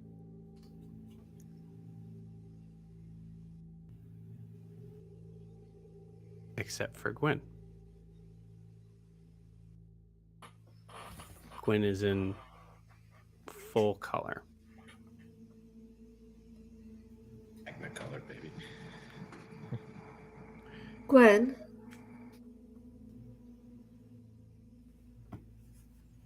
When did you leave? The school? Yeah, I graduated. but Alastair didn't leave. When was the last time you saw Al?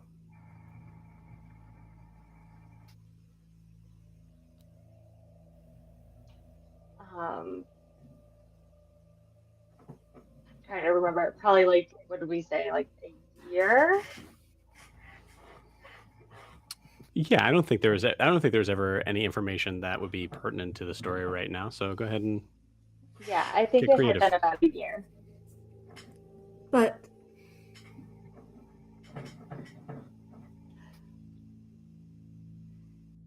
Al, was this it? You look in the corner of the room, and you see that there is a bag that is very tall, very big. Looks to have a bedroll, and some like what would you would assume to be probably scrolls, but they're a little bit longer. They look like they're probably more like charts. And you see a little three-eyed cat laying on top of the bag. Mm. You also see, because the bag was hard to see because of everything just kind of turned down a little bit. You also see there is a space in the floorboard about maybe a foot away from Alastair's right foot that is also seemingly a little bit more colorized than the rest. She's gonna go do it. And if she can, if it looks like it's underneath or something, she's gonna try to pry it up, maybe take a look. I think perfect timing. About the time you head that way, you will hear Memory Gwen in my best Gwen impersonation go, "Oh my God, no!"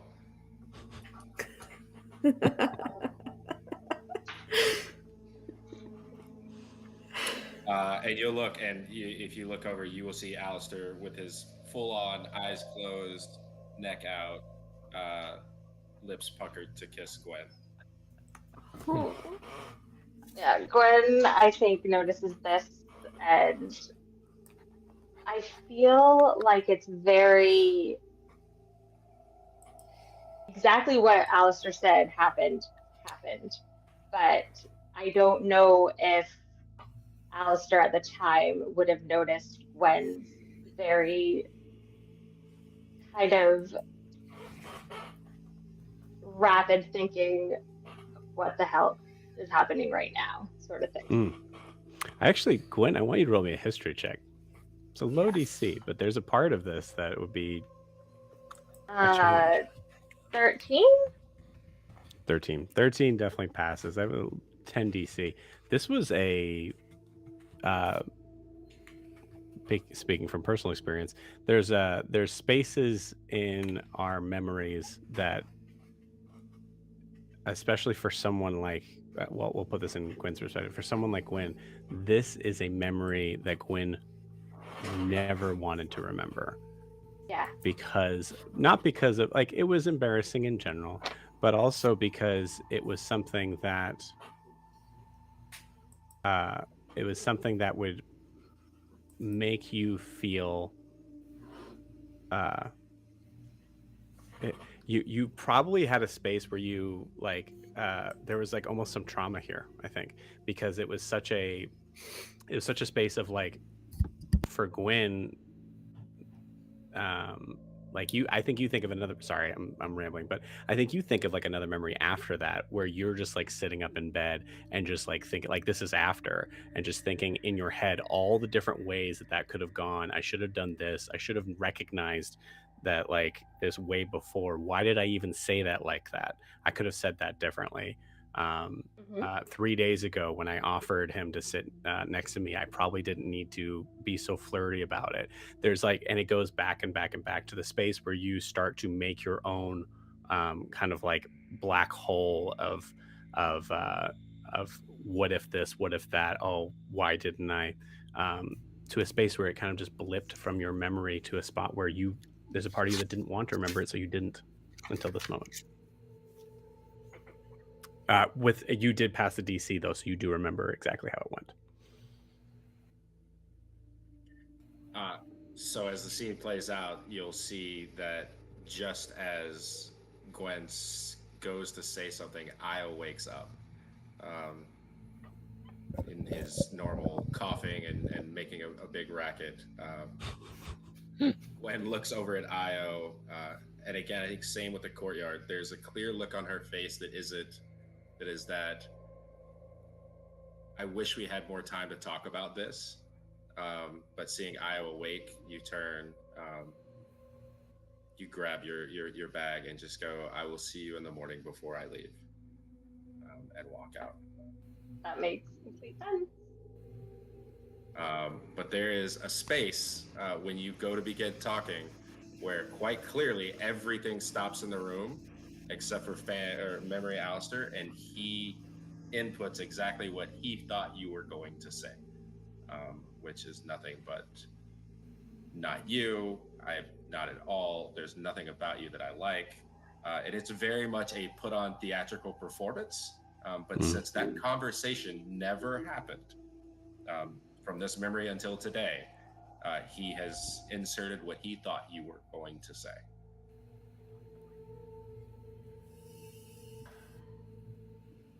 I think Gwen would look away from that scene and just say to him, "I'm sorry I avoided the conversation, but that's not, I hope I would have done it differently than that. In that moment, you hear Io go, "What the hell, man?" and follow out of the room with Gwen, leaving Alastaire in there by himself. I assume just as theatrical, right? Oh, yeah. I don't think you remember that night because all you saw was. I think you probably remember the night in general of like, oh, the last night that we all got to be able to kind of be together. You don't remember a specific instance of how Gwen left. I think Io, you do remember the backpack because it was a fun thing for Gwen to be able to have you guys involved in showing everything that she had packed for this trip. So you do remember that. But you know that you didn't say that. You probably left in that moment, but it was probably a very different thing that you said. Siobhan, you are watching this and just out of the corner of your eye, you're still seeing that space of the floorboard. So about that floorboard, she's gonna go to the floorboard awkwardly, like, side-eyeing the situation. Very uncomfortable to observe. And she's gonna focus her attention on the floorboard to avoid all of this mess. Alastaire, do you let her? I mean, you know what's in there, so. I mean, I don't think I see it. I think I'm very much focused on the two people that just a second. And again, I don't think there's any menace to it. I think this is a very logical, straightforward Alastaire. I think he's looking at the two people that just said, yeah, we're right here with you. We always have been. And then, a door appeared. He walked into a scene where they weren't.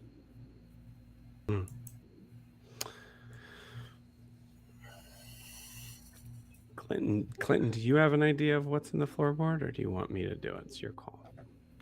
I want you to do that. Okay. Are you sure? I think so. Yeah. Okay.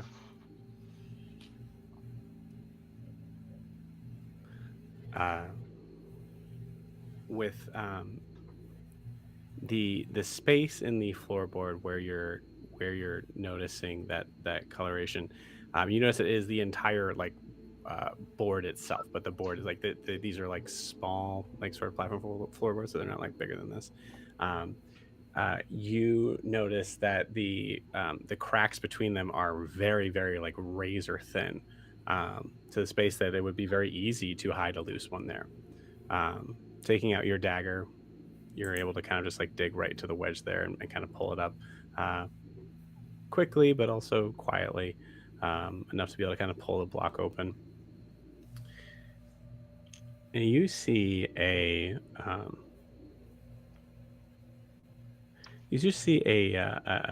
think probably for Alastaire, it would be in a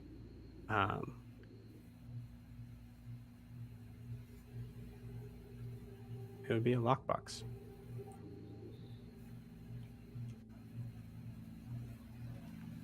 I will pull that out, just kind of like in my lap, and try to pick it real quick.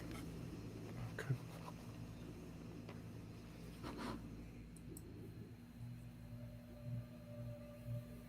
Yeah, go ahead and roll me sleight of hand. Your skills still apply here. Okay, that's sleight of hand. Is there anything additional with my lockpicking tools, or just sleight of hand? Sleight of hand plus proficiency. Unless you're already proficient, it's just that. So it's 31. Okay. There was a part of me that was like, I'm good at one thing. Yeah. And it doesn't work any other time I've done it. See, hey, you're welcome. Look, I gave it to you. Next thing you're gonna attack will be vulnerable to poison. Maybe. Yeah, 31. So I was like debating in my head of like, how would you do this in the memory of of Alastaire without Alastaire knowing. But a 31 just surpasses even the mental acuity of something being pulled away, um, along with the idea that Alistair is having to confront the very people that were in this memory, watching that. Um, you open the lockbox and you see it is a series of papers.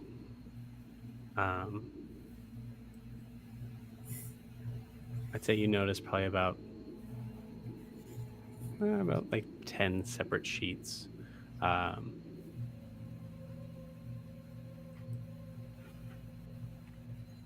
All of them in they look to be like letters, and you can see there's different sort of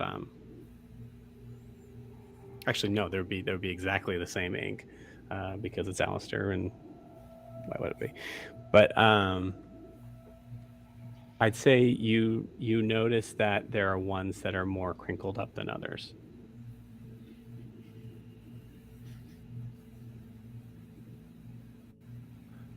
I'm nosy. I'm reading.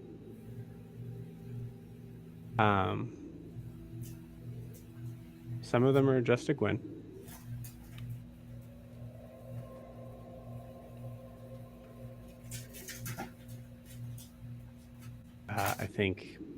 I think maybe one of them is addressed to Alina.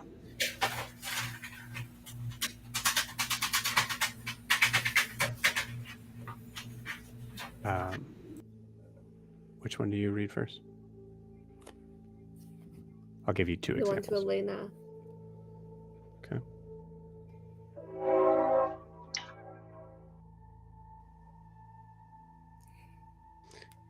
Alistair, do you want to say what's in the letter? To Alina.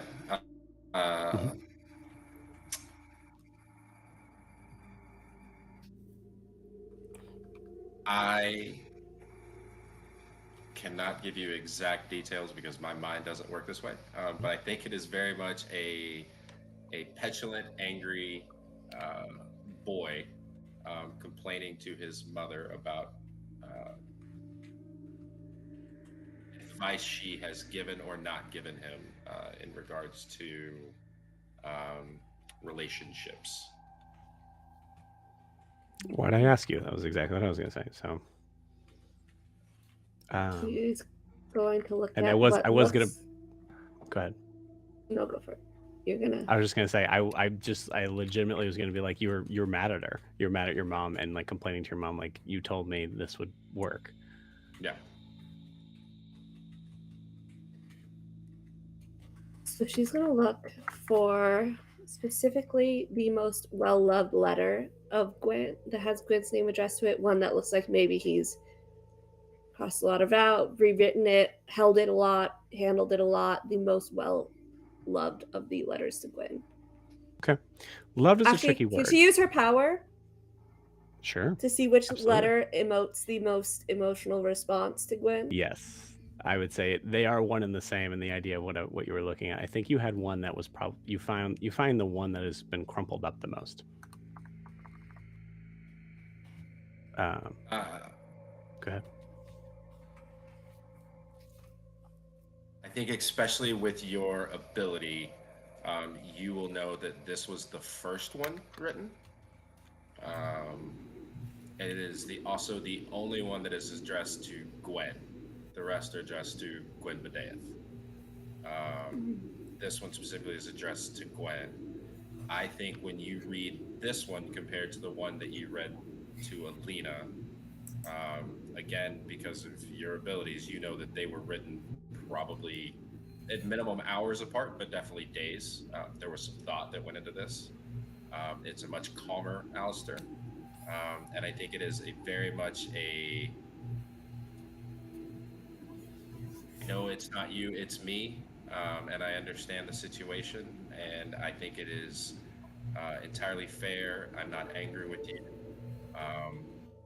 This was more of an opportunistic moment for me and not an emotional moment. And I thought it was something you wanted. But yeah, She's gonna put the lockbox back, pocket the letters, and make her way back to the group.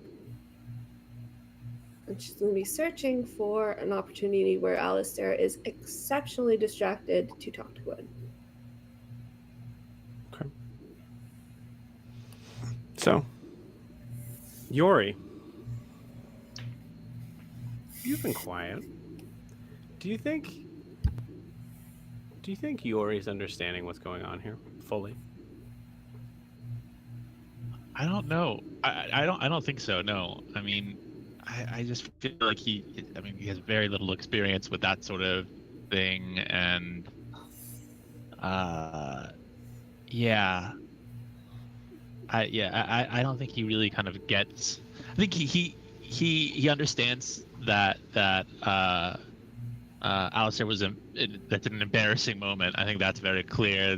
But as far as like a lot of that subtext and what's going on there, I don't, I don't think he gets the depth of it so much as just like that it's kind of an awkward moment, and that everyone also, he can see Alastaire and see the reactions and all of that, and see that it's clearly not a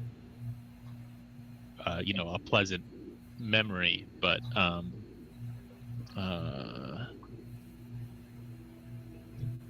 yeah.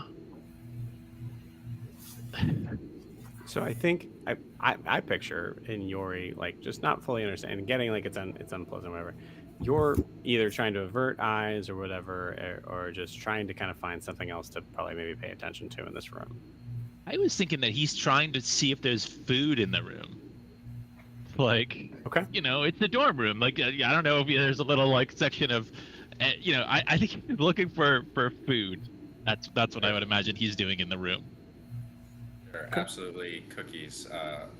One box for the boys and one wrapped up for Gwen's trip that Alina sent. Love it.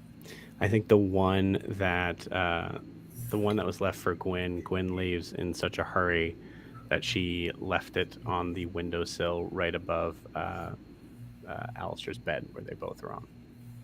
Yeah, that makes sense.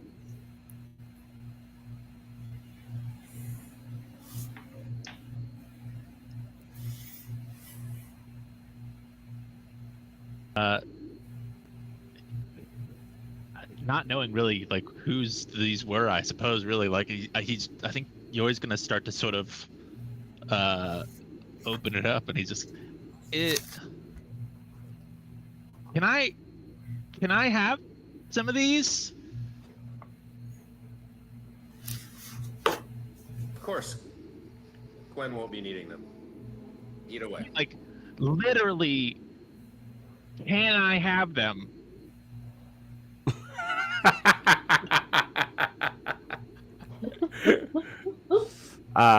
You open up the box? You go to try to open it? Yeah, I'll try to Box open it, opens. and it's I won't let you do it. I won't make you do all this stuff. So you open it up, you grab a cookie, you like try to put it in your mouth. You taste the cookie. It is a memory of what these cookies would taste like. You are here in that moment. It is an amazing, delicious taste. It definitely tastes. There's probably a space, especially for Yori, being someone who really has probably not had anything. I don't know if you've had a lot of like baked things. No, there was a small section in the story when he's in Ariscar that he had what he thinks of as a pasty that he found in the garbage, and it was the best thing he ever tasted in his life. Gotcha. And so this is like that, but a lot better. I think. Yeah, like I think he starts trying to put some of them like in his pockets and clothes to like keep for later, and starts to eat more of them. And Love it's just this is the best thing I've ever eaten. Whether it is whether it is the eventual understanding of not reading the room very well, or just the idea of like, hey, look, there's a window. Yori, you look out the window and you see, for the most part, the same thing as what you would.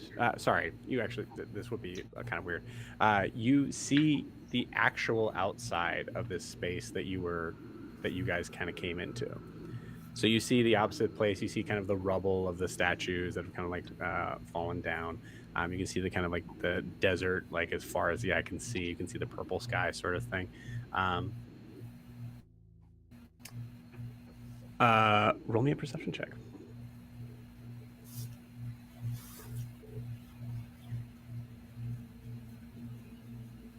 15.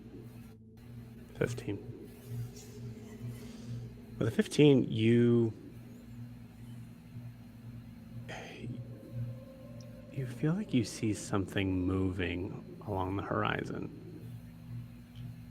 It looks like a figure, a humanoid size. With a 15, you can't make out any sort of distinction of who or what this is, but you do see a slight limp in the gait of the movement. And then you see this figure collapse. This figure is miles away, assumedly. Your gaze, like as you see that kind of happen, your gaze kind of like widen the area of where you're looking, and you feel like you see a couple of spaces where there's some similar sort of like black dots out in the desert. With a 15, you see there's a space probably about a little bit further, like more to your left, where you see a you see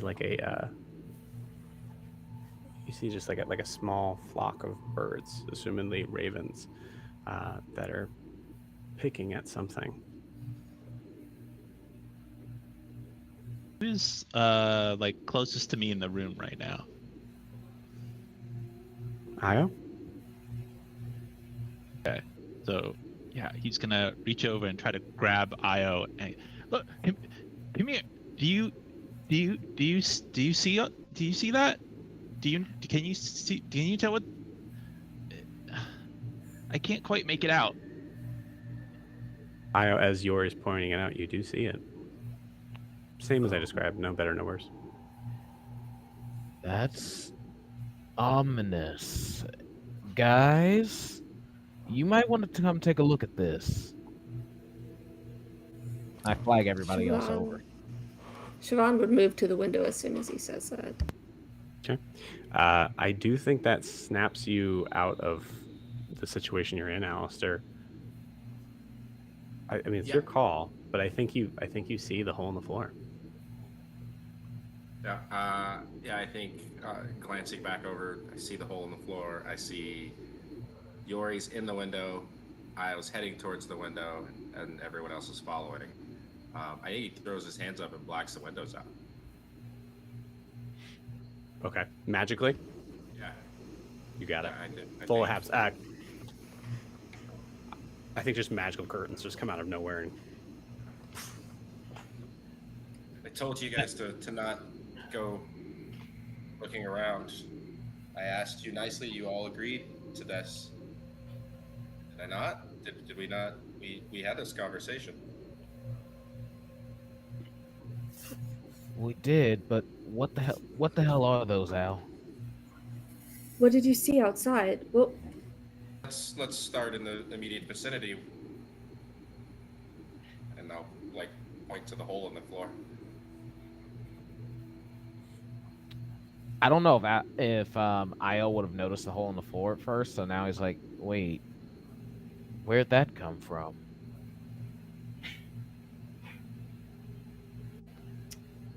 And what does that have to do with the things outside? One of you opened something that you weren't supposed to open. I'm It sorry, was you for the said I record, could have the no. cookies. Yes. Uh, for the record, Nalani, you did see the whole scene. I think you kept quiet. Yeah, but you definitely saw I it. think It wasn't the Nolani door. wouldn't have gone over to the window. I picture Nolani somewhat mortified on the other side of the room, just observing this, probably saw the hole, but he's not ratting out Siobhan. He is not saying a word about it. Yeah. I It think wasn't a door. She's gonna rat herself out. She doesn't care. She's already in it, so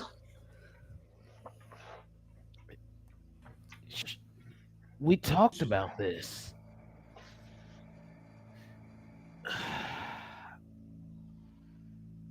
Okay.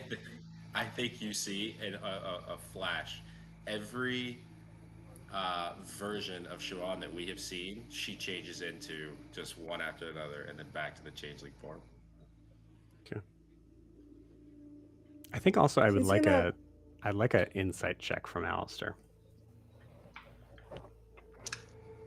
That's a nat 1. Okay. Cool. Never mind. she's gonna shuffle towards Gwen and go to hand Gwen the letters. I think I this think- is why Brucelli didn't want you here. Yeah, I think Gwen throughout this whole thing has sort of been standing back a little bit, not physically having like moved away from Alistair or anything like that, but she's just going through all of the stuff that she hadn't let herself think about for a very long time now. She's going to look down at the letters over at Alistair. The one with her name on it. Doesn't want to take it, but does it look familiar, like the first line or so? Like, is this a letter that she actually received?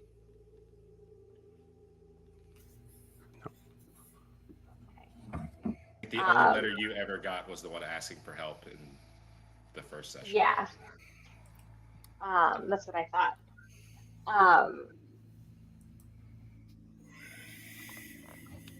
And I think she's going to take the letters but hand them back over to Alistair. Just say, if there's things in here that I need to know, I want you to tell me. I don't want whatever version you put in your mind palace.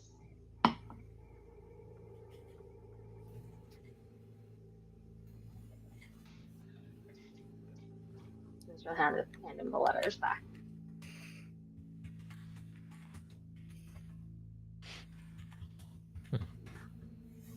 I think they go up in flames, just as you hand them over. Not harmful. They no longer exist in Alistair's mind. I think they're just gone now. Look at Siobhan. Okay. Into danger you want to go. Into danger we shall. And I think you turn and you look at the door that they entered, and it is the same door that we were chasing. That is the only way out of this room. Yeah, the wall itself actually even looks different. It looks like that, like sort of castle wall sort of vibe. This is the door to where you said the explosion was before? Yes. I walked through this fire to get you once before. I'm gonna walk through it again. I think this is like also a much larger, like almost a double door, and I think his arms are out for you to open it. She'll open it. Roll the dexterity check. Well, I mean, I was kind of saving this because I didn't think it would reflect itself in any sort of physical form, but I need 2 more wisdom saving throws, Alastair. Oh boy. Oh boy, indeed. The first one is an 8, and the second one is a 13. Was that 19? 13. Did you roll above a 15? You want to fail these. I feel like you're imparting was. knowledge to your dice. If you saw what I saw, you wouldn't think that. Just teasing. Yeah, I think it's interesting that Gwen is keeping the composure so well in this. This is a difficult thing, and we'll do the like kind of like post thing later. But this is a difficult thing for both of you. There's probably always been some surrounding guilt and like kind of like probably pulled into the subconscious for Gwen, irrational, right? Like, well, I mean, your call, it's your character, but like, Yeah. there's a little space of like just you care about Alastaire so much that the only way to be able to kind of continue this relationship in the way that you want it to, it was for you to turn a blind eye to these things and forget the instance where they all kind of came to a head. I don't think you forgot that moment. I think you just didn't know it. I think you were just like, your perception is garbage. I think you probably just didn't see the bag on the floor and whatever, you know, the things of that, because this was also probably many nights as far as the beginning of that, right? Yeah. I think As there's a part Siobhan, when. Oh, sorry. Go ahead. no, go ahead, please. Okay, I was just gonna say, anybody with probably Siobhan. I'm going to say that this is probably a girl thing that would be noticed. Not to be sexist or anything like that, but girls notice things about other girls. I think Siobhan, and especially having Notice the been look. the look, and I think in the look you see that there was in her reaction a lot of fear, but not of Alastaire or anything like that, just of if this goes wrong, it ruins the most important relationship in my life, sort of thing. And so there was a lot of that. I think that you probably would see in this. Kind of exactly that look. Yeah. So there's a lot of that, and then there's a lot of just, you know, if I pretend it didn't happen, it never happened. You never mentioned it again. We're fine. It's totally fine. And now it's not fine. So I think that also kind of plays into the Gwen that appears in my mind of like, what are the consequences of flirting? I don't know. I walk away before they ever take place. yeah, exactly. Both Alastaire and Io would know that in school and even afterwards, her longest relationship was like 2 weeks. She booked it out before anything real could form every time.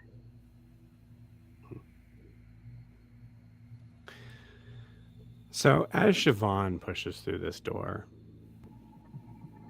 there's a moment as everybody is continuing to kind of move forward. Because I think Alastaire, you were having Siobhan do it, right? You just kind of motioned like, go ahead.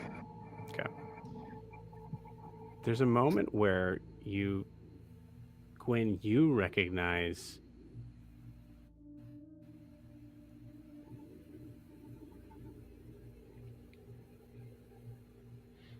I think there's a part of you that recognizes that if you were to leave right now without saying anything other than what you said about this scene, it would be equivalent to what happened in that scene.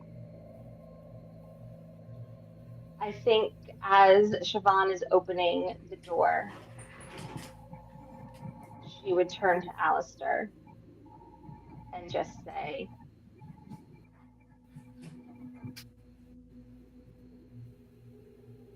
I don't wish anything had been different, but I do wish that I hadn't let you pull away and accepted the not talking about it. There's a lot I think that we didn't say that maybe we should have.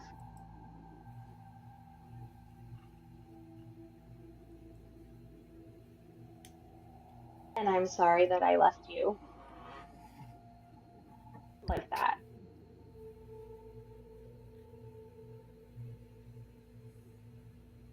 And she's going to give him a hug, knowing that he does not like them typically, but and then just take his hand again. Whatever happens in there and afterwards, you are one of the most important people in my life. That's not family. I don't want to ruin that by not talking about the hard stuff. You deserve better than that. You both do.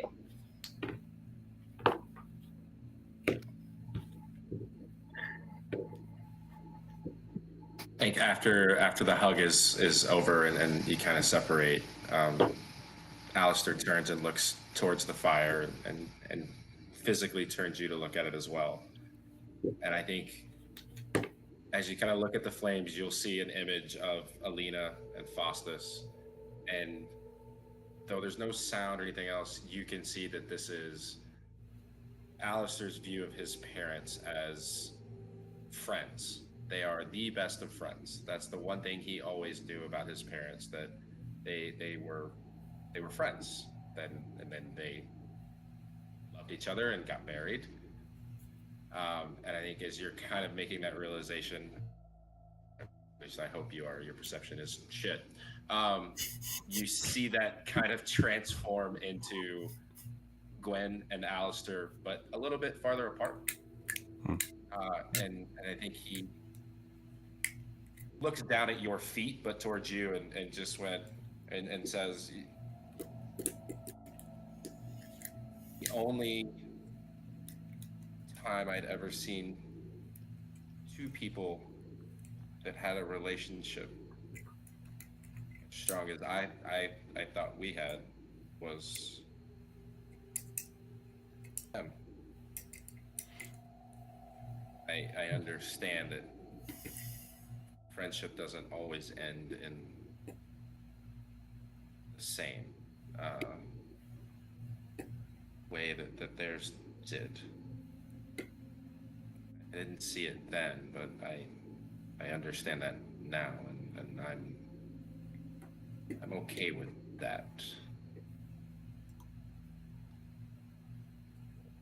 I think she'll watch the scene and watch her and Alastaire, but then look back at Alastaire and say, there's many different ways things can end, or progress, or develop.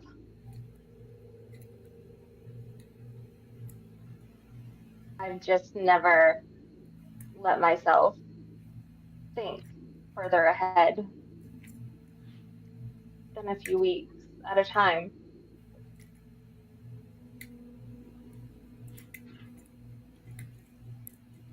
I don't really know what I'm trying to say right now, Alastaire, but whatever happens, I'll always be there for you. And we're going to get through this. We're going to figure this out. And maybe then we'll think further ahead than what happens in this next room.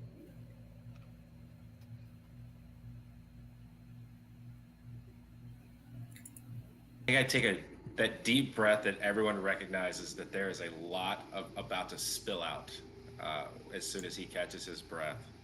But right as it kind of hits that peak, you'll see the fire in the fireplace kind of die down. That scene dies down.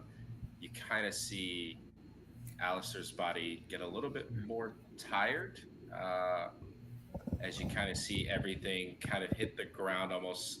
It's not a smoke, but like it's a thin mist energy. We'll call it the same blue. Kind of sink into that hole in the floor where the letters were at and just kind of disappear. And he doesn't say anything to you.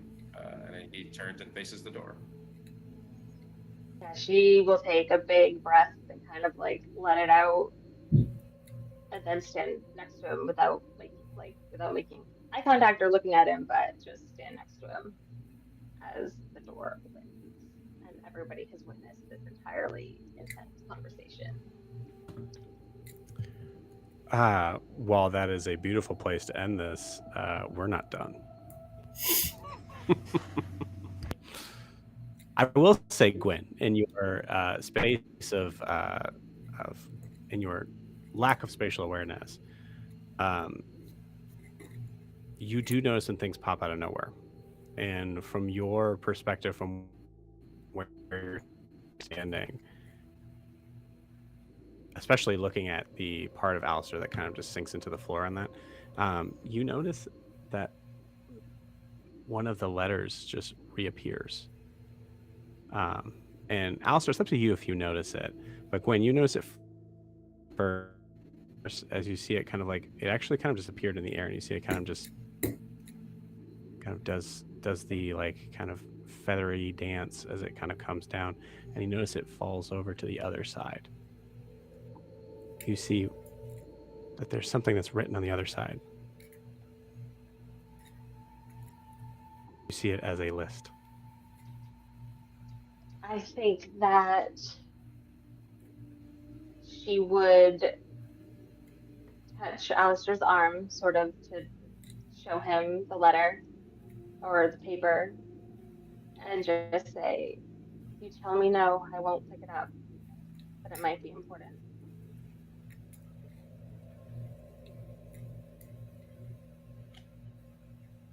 Trust you. She'll pick up the letter, the list. You pick up the list and start reading it. Do you read it out loud? No, I think she would just read it to herself. Okay. You read, oh, did I lose something? Oh, my earbuds are almost dead, but I think we have enough time. Gotcha. You read number 1. Wyvern's blood. Number 2.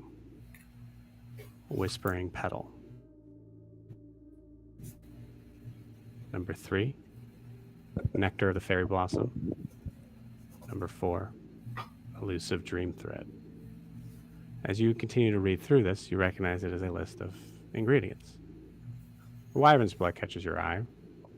So maybe Jess knows what this is, but I don't know if Gwen would know. I'm trying to remember if she saw the list in the memory that she experienced.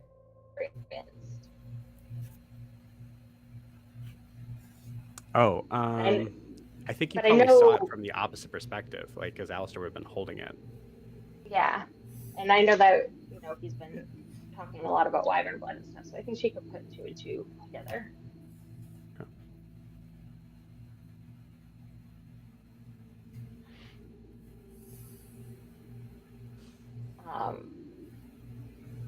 She'll look at him and just sort of show him the list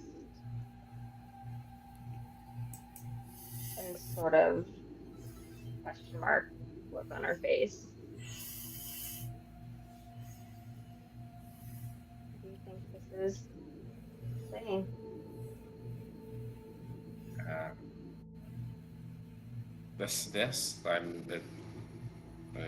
I'm working on Dr. Karan's spell. I'm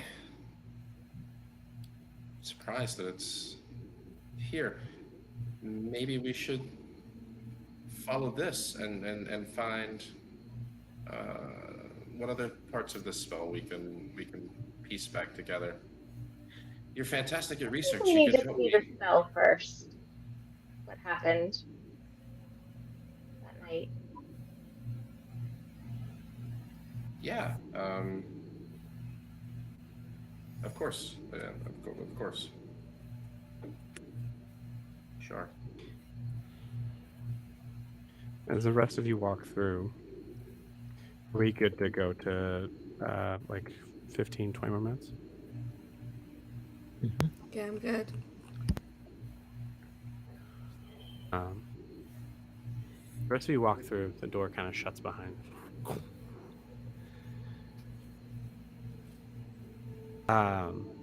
Alastaire, for the record, you do recognize this as an early copy. You had asked so many times that you probably had different versions of these lists sort of like scattered around. This is just another copy of that, an earlier one that you assumed that you were never going to send the letter, so you decided to just write it on the back of that.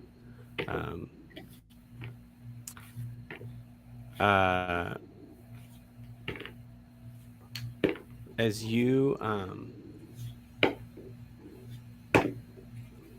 come to this last form of memory, knowing what's behind that door, the first thing that hits you, and you're all kind of getting there at once, but I would say like you're seeing what Alastaire's seeing. There's no necessary marching order to this, because I think also the memory wouldn't start until Alastaire comes into the room.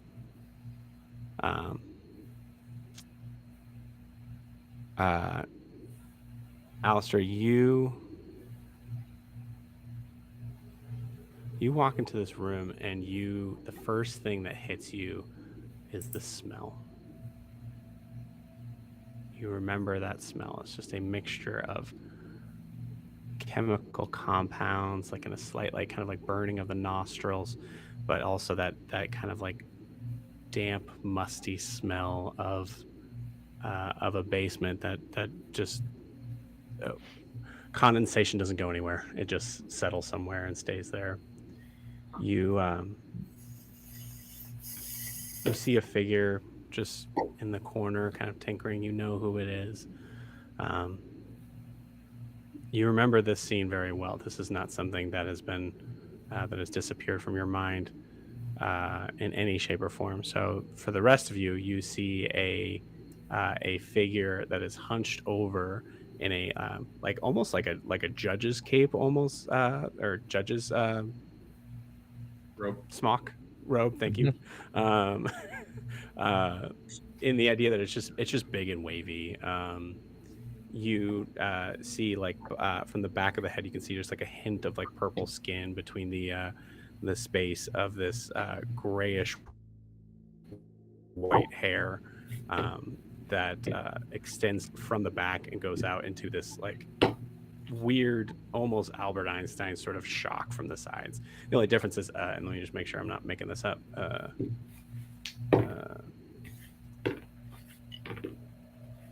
I'll post it in the chat here, but I want to make sure that I believe he's balding on top, if I recall.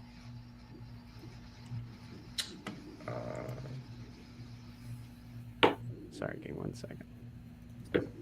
Siobhan is watching this scene intently because she saw this house while it was burning. She is looking for the cause, the like specific ignition point, what happens before, during, and after. She is going full what Brooke taught her investigator mode. Absolutely. I definitely thought I put it in here. Did I not? Did. I just linked it for you. Thank you.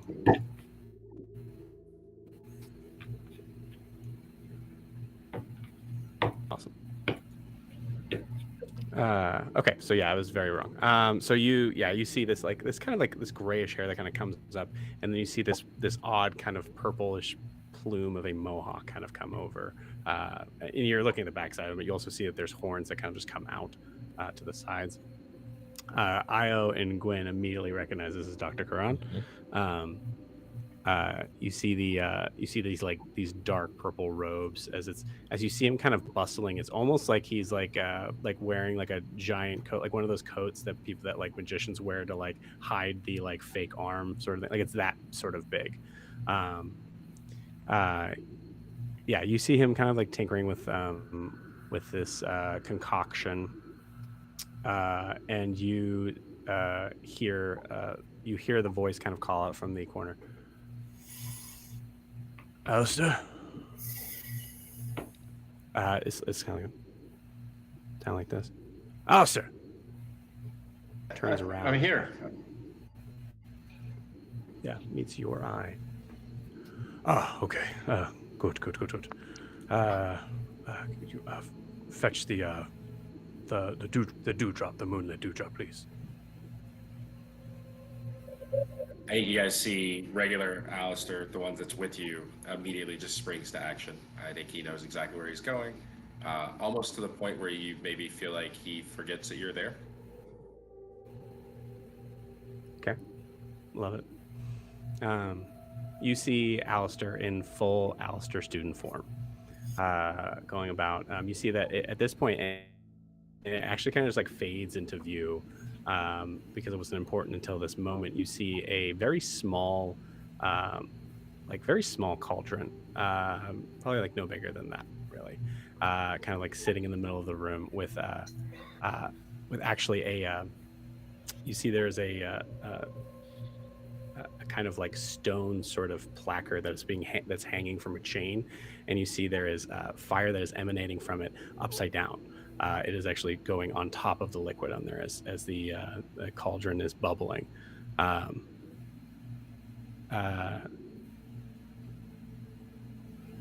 You grab the ingredients, hand it to. You go to hand it to Dr. Karan. Dr. Karan, no, not you. You can do it. I trust you. 3 drops. 1, 2, 3. Good. Okay, and we have the wyvern's blood. Much appreciated. Turns around, you can fully see the face. You see these like kind of like wireframe glasses. Doesn't seem to notice anyone else in the room. And you see him kind of like squeeze a liquid through like through it, like looks like to be some sort of like towel. You see this like dark, almost blackish sort of liquid kind of dip in. You see it kind of smoke a little bit more and kind of come up. Okay. This is exciting, boy. All right. I mean, could you just kind of give me a hint on what you're doing? All in good time. As long as everything goes as expected, it'll be. We'll have many a story. He stops for a second. Go ahead. Yeah, go ahead. If you just let me look at your notes, maybe I could help. You know, I'm really good at the process. I could double check it for you.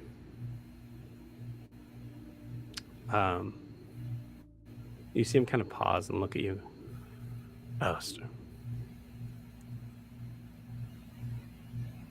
I know your friends have gone off to their own adventures, and you're wanting to help me out here. I understand. Let me just make sure the coast is clear. And then I promise I will bring you with me. Okay? Okay. I mean, you said I could use your shop while you were gone. Of course. I mean, you know this is where I'll be right here when you're ready. I'll tell you what. When you leave tonight, make sure you explain to your parents that you may be going away for a while.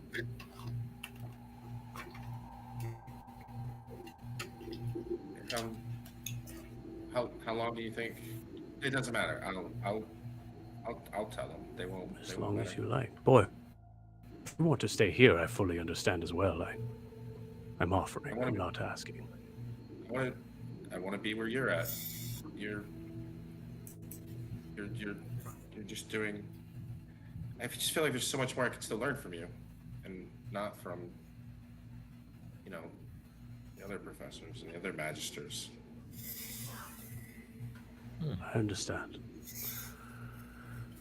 Don't worry, there's still time, and we will be having many adventures together. And he kind of like ruffles your head with this like nasty, gnarled old man's hand. Don't worry. It'll be exciting. And I'll need another keen mind there to help me out. That's what I keep telling you. I can do that. I know. But let an old man just take the first step, and then I'll be having to catch up with you not too long. Okay. Last thing. Just get the nectar of the fairy blossom, please. That's. It is two shelves up and 3 to the left. It's in a contain. Well, hold on. The container is it's not. It is just fully black. So just make sure Yeah, you got it. I trust you. As you go over to grab the last container, Alastaire, you don't see anything. You see yourself doing what you're doing.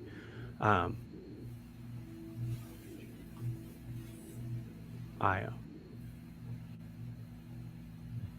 as you see Alastaire reach for the glass, you see his hand seems to split from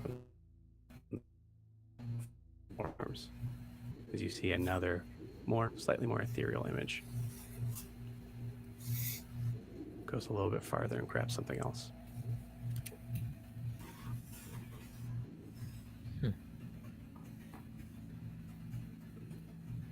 Alastaire, you bring the next you bring the last ingredient in, and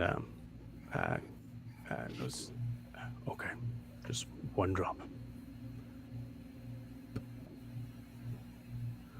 You see it kind of turn into this like kind of dark orangey red, like just like kind of like a flame sort of sets in for a second. It kind of like turns around, like kind of spins around for a second. You see like Dr. Karan's eyes kind of go up a little bit, and seeing that. Since I was watching so closely, did I see any of that? Yeah, happen? actually, yes, you did see that happen for sure. Apologies. Yeah. Was the bottle labeled at all? No. Well, sorry. Look... The bottle that he grabbed. The bottle that was that the ethereal sort of arm grabbed, right? Mm-hmm. I think you saw that there was a label on it. I don't think you saw what the label is. What color was it? Yeah, what color, what texture, what consistency? What you would see is probably like it looked like it was a clearer glass with a liquid that does look like it was black. So it kind of like made sense, like black sort of container, sort of thing. But yeah, it just looked black, and like it had like a maybe like a very like viscous sort of like thing. It looked goopy. Okay. You don't recognize actually, even as I'll give it to you. Yeah, I mean it does have a label on it too, so you will eventually know what it is. But so we'll take that for the scene of knowing, like, yeah. Alastaire, you hit the potion and kind of you hit the drop and it goes in. You see it kind of turn to this like almost like fiery sort of orangey red, kind of spins around for a second. You see Dr. Karan's eyes kind of like light up. Oh, okay, great. Well, no need for this cauldron anymore. You see him kind of just do like a twirl in his hands, and the cauldron itself kind of shrinks down and elongates and turns itself into a goblet. Okay, stand back. And you see the goblet kind of is grabbed in his hands, and you see him take a little bit in his fingers and just kind of like make a circle around. And as he makes a circle, you see that same thing we saw from episode 1, the same sort of like purplish sort of almost like kind of like a fire, but like a purplish sort of transportation circle will kind of appear. Nothing on the other end, just blackness, or like nothing shining through. And as he kind of like throws the rest of the goblet off, he goes, "All right, dear boy. I'll see you." Drinks a good amount of it, puts it down. Okay, off and away. He steps right on through. As he steps on through, you see the goblet kind of tip to the ground. And as it tips, you see the liquid start to spill out. And this is the moment that you remember what's happening. Alastaire, you're in control of this memory for this moment. The next thing is going to bust open this entire room. What do you do?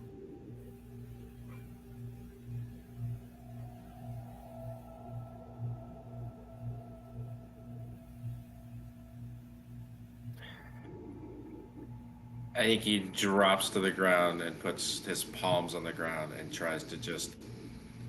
He knows he can't stop what happened, but he slows it down as slow as he can possibly physically make the memory move.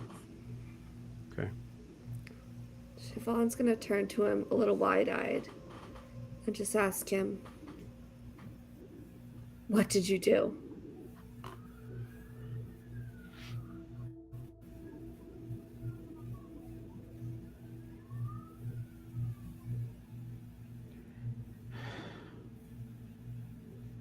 Yeah, that. I think Alastaire just starts laughing. Which Yeah, Alastaire, you don't know what she's talking about. What did you put in there? I saw you. You grabbed the different bottle. You used your magic. Yeah, his hand. Wait, you saw that too? Yes. There was another hand. It pulled the other bottle. What did Alastaire, you put in there? You look down at the jar, and it's a black jar. Can we read the label now? The black jar is just black. There's no label on the black jar. Can But it Siobhan does look reach like up it's and the right grab one. the bottle he was supposed to grab? There's nothing there. It is also gone. What the hell is going on? God damn, Amir. Everything's Amir's fault. So the hand that you all saw, did it look anything like the transformation that we see Alastaire do? Or was it a different color, shape, It was style? ethereal. I would say Yeah. it was ethereal, but it looked very much like Alastaire's hand. Okay, so it was Alastaire's hand, but that's what I thought. And then you guys took it in a different direction. Now this scene will continue, but there is a spot here for you guys to be able to kind of RP this moment. I saw it. I know Io saw it too. You switched the bottles. Or something switched the bottles. Wait. Remember how he perceives his memory going isn't exactly what we seem to see. Remember? There was a time earlier where he thought I pushed him into the water, and that's not what happened. And we saw what actually probably happened. What if his hand splitting, he thought he grabbed the right bottle, but he grabbed the wrong bottle? Can I vibe check Alastaire? Absolutely. While that's happening, Alastaire, 2 wisdom saves, please. Is it 22? 22. Alastaire seems stubbornly. The reason why I'm having him doing wisdom checks is because his concept of reality is being doubted in the space of his skills as a alchemist. So that was a 10 on the first one and a 14 on the second one.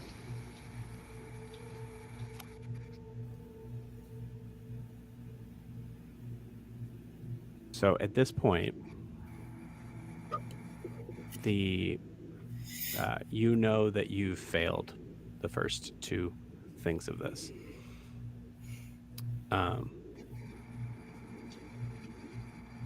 You've also failed this one. as there are 2 Alastairs here in this room.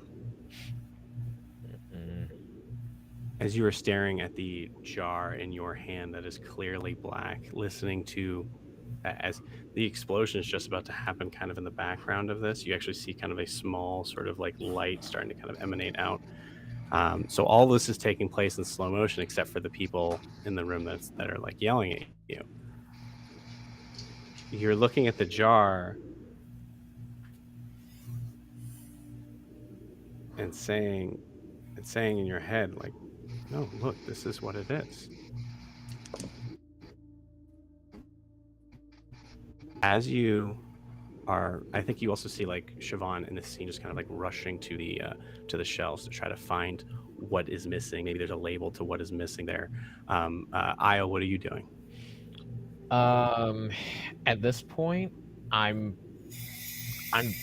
basically scanning the room, trying to see if anything else is kind of like distorting or falling apart, especially since this bottle just seemed to vanish. Cool. Yeah, you look around, and actually, I would say in this moment, that's a good call. You start to see that there's actually edges of the room itself that start to kind of like warble out. You're not sure if it's in preparation of this memory for the explosion that's about to happen, or if the idea that it's actually breaking apart. But you do see that happening. Yori, what are you doing? I think sensing a lot of the danger in this moment. Yori's trying to see if there's a way out of the room. Okay. I'll say in this. I'm sorry, and I should be clear on this. In the space of this is saying like this is like the last scene as things are going in slow motion, and it's from the perspective of Alastaire. What are you physically doing? Like this is like, let's have an idea of like what the camera is seeing in this room.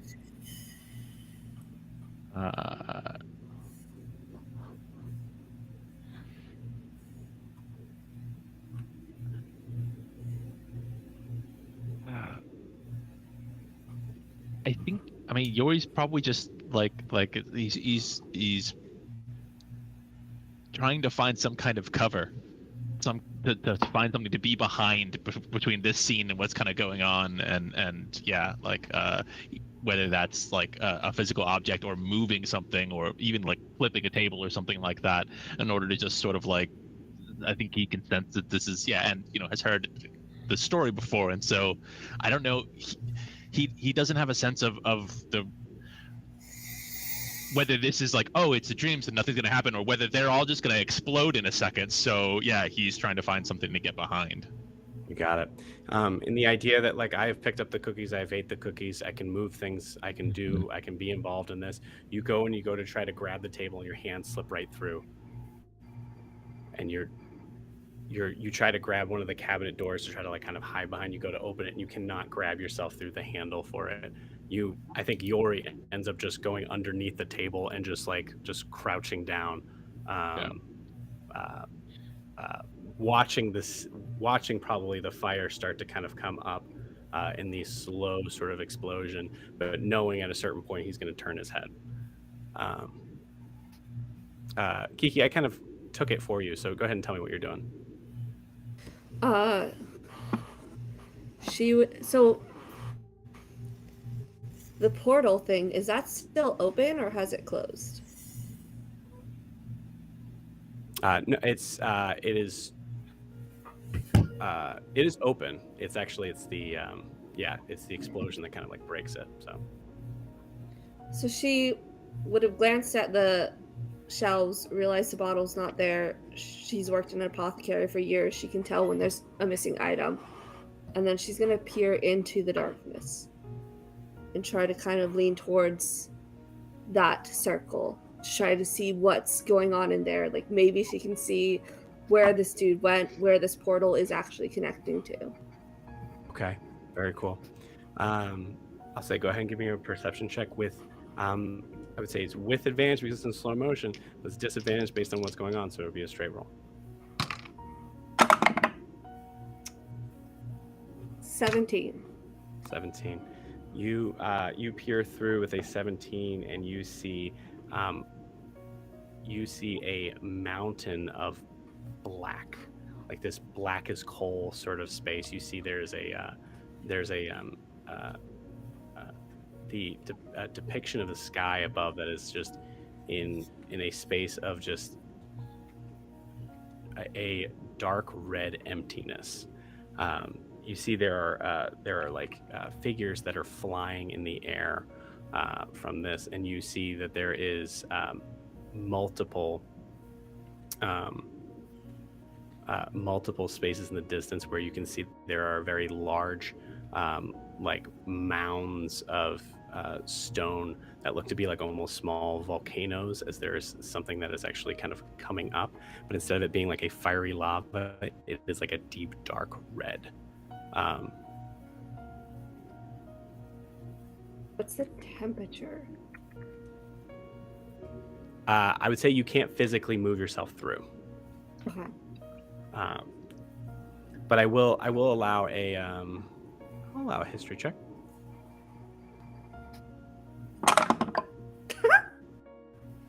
What's my plus? Doesn't matter. That's a natural 20 plus 0, so it's a 20. Okay.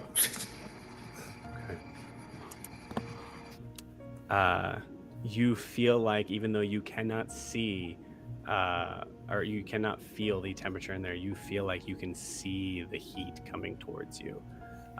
You notice in that space, you see this like dark, craggy river that is like set up in a very like the river itself just looks to be like a dark reddish sort of tint moving through it. You know what blood looks like. You know that you are staring at some place in the Nine Hells.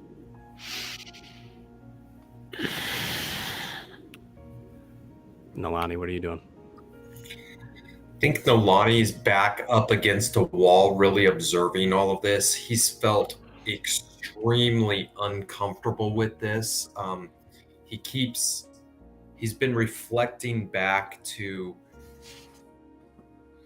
growing up with Pedro, a man who he constantly tried to dive into his memories about where his childhood came from, and constantly rebuffed and told, hey, memories are a private thing, we don't share those. And now he's thrust into Alastaire's memories, and he's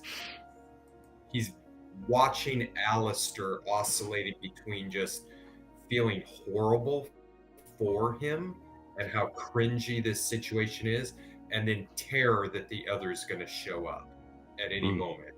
And so I think he's just kind of taking all this in, and based on what he observed earlier with the whole fountain, I think he caught that and realized pretty quickly, or he surmises that there was a mistake made with an ingredient, or that's his theory, and he's watching Alastaire to see the moment and if Alastaire puts this together. Okay. Gwen, what are you doing? Gwen, I think would be right by Alastaire's. I think she would be by his side with one hand like on the like forearm that's holding the black jar. And then she kind of moves a little bit like in between Alastaire and the explosion that's going to happen. Just very clearly not wanting to leave him, even though what's happening right now is terrifying and you don't know what's going to happen. Okay, so just to be clear,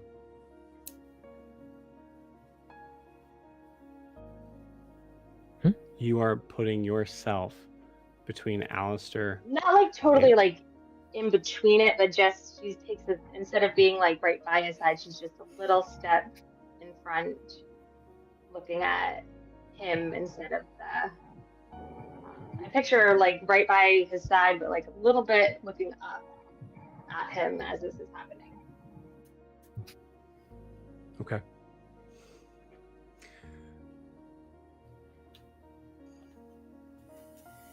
Alastaire, hearing your friends, whom you have trusted to make this trip with you, telling you that your perception of this memory is false, that you made a mistake, that you grabbed the wrong thing. I'm not going to have you roll for this. You tell me if Alastaire chooses to trust what they're saying to be true.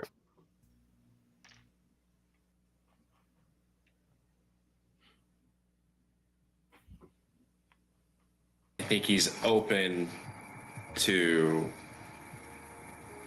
a different version of events. He has not been on par tonight, according to them. Actually, no. He's pretty confident in that all his memories happened the way they happened. No, he doesn't believe them. Okay.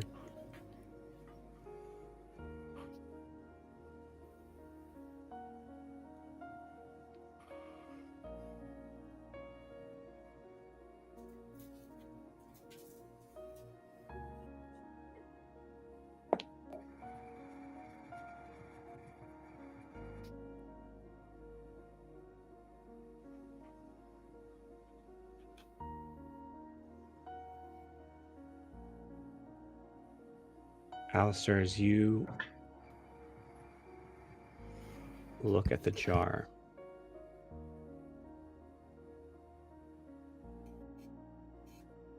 you take a second and look around at everyone.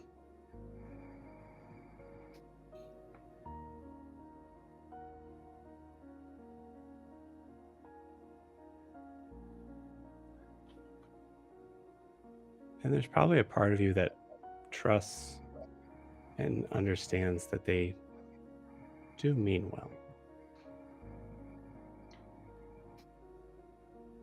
The last face you look at is Gwen.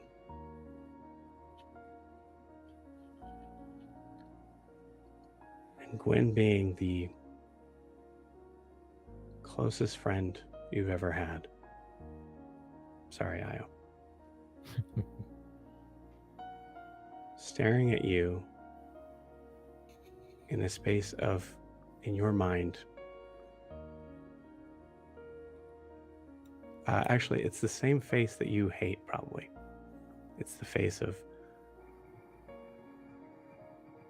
I'm so sorry for you in this moment. And if there's one thing that you can't stand above anyone who calls you names, who physically assaults you, it's people who feel sorry for you.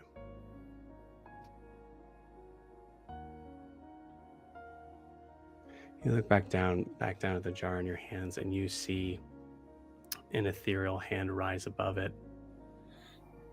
with a different jar that says wildfire on it. The figure stands up, so you can see this ethereal body kind of moving past you. Stands up in the sort of like kind of slow motion of what's happening in this explosion. And it is you. You see it turn and face you, swivels on that left heel. You see the jar of wildfire in his hands and a big smirk across his face.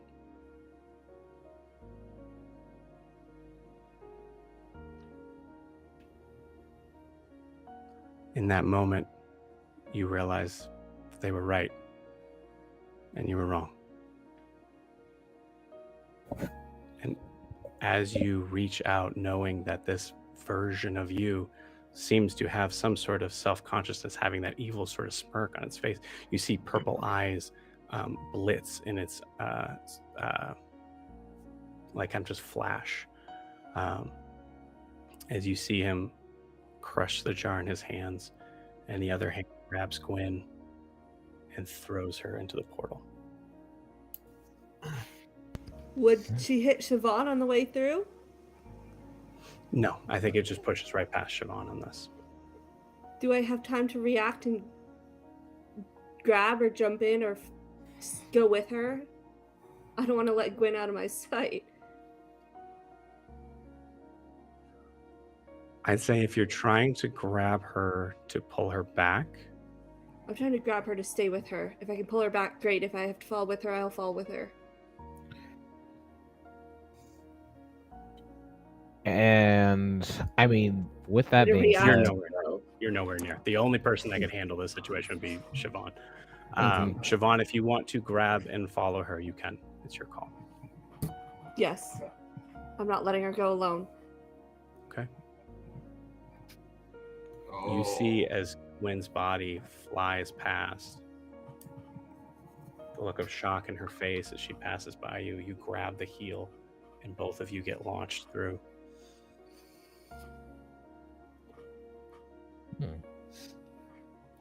Oh boy. As Alastair, you realize the situation of what happened. You close your eyes, and everything speeds back up.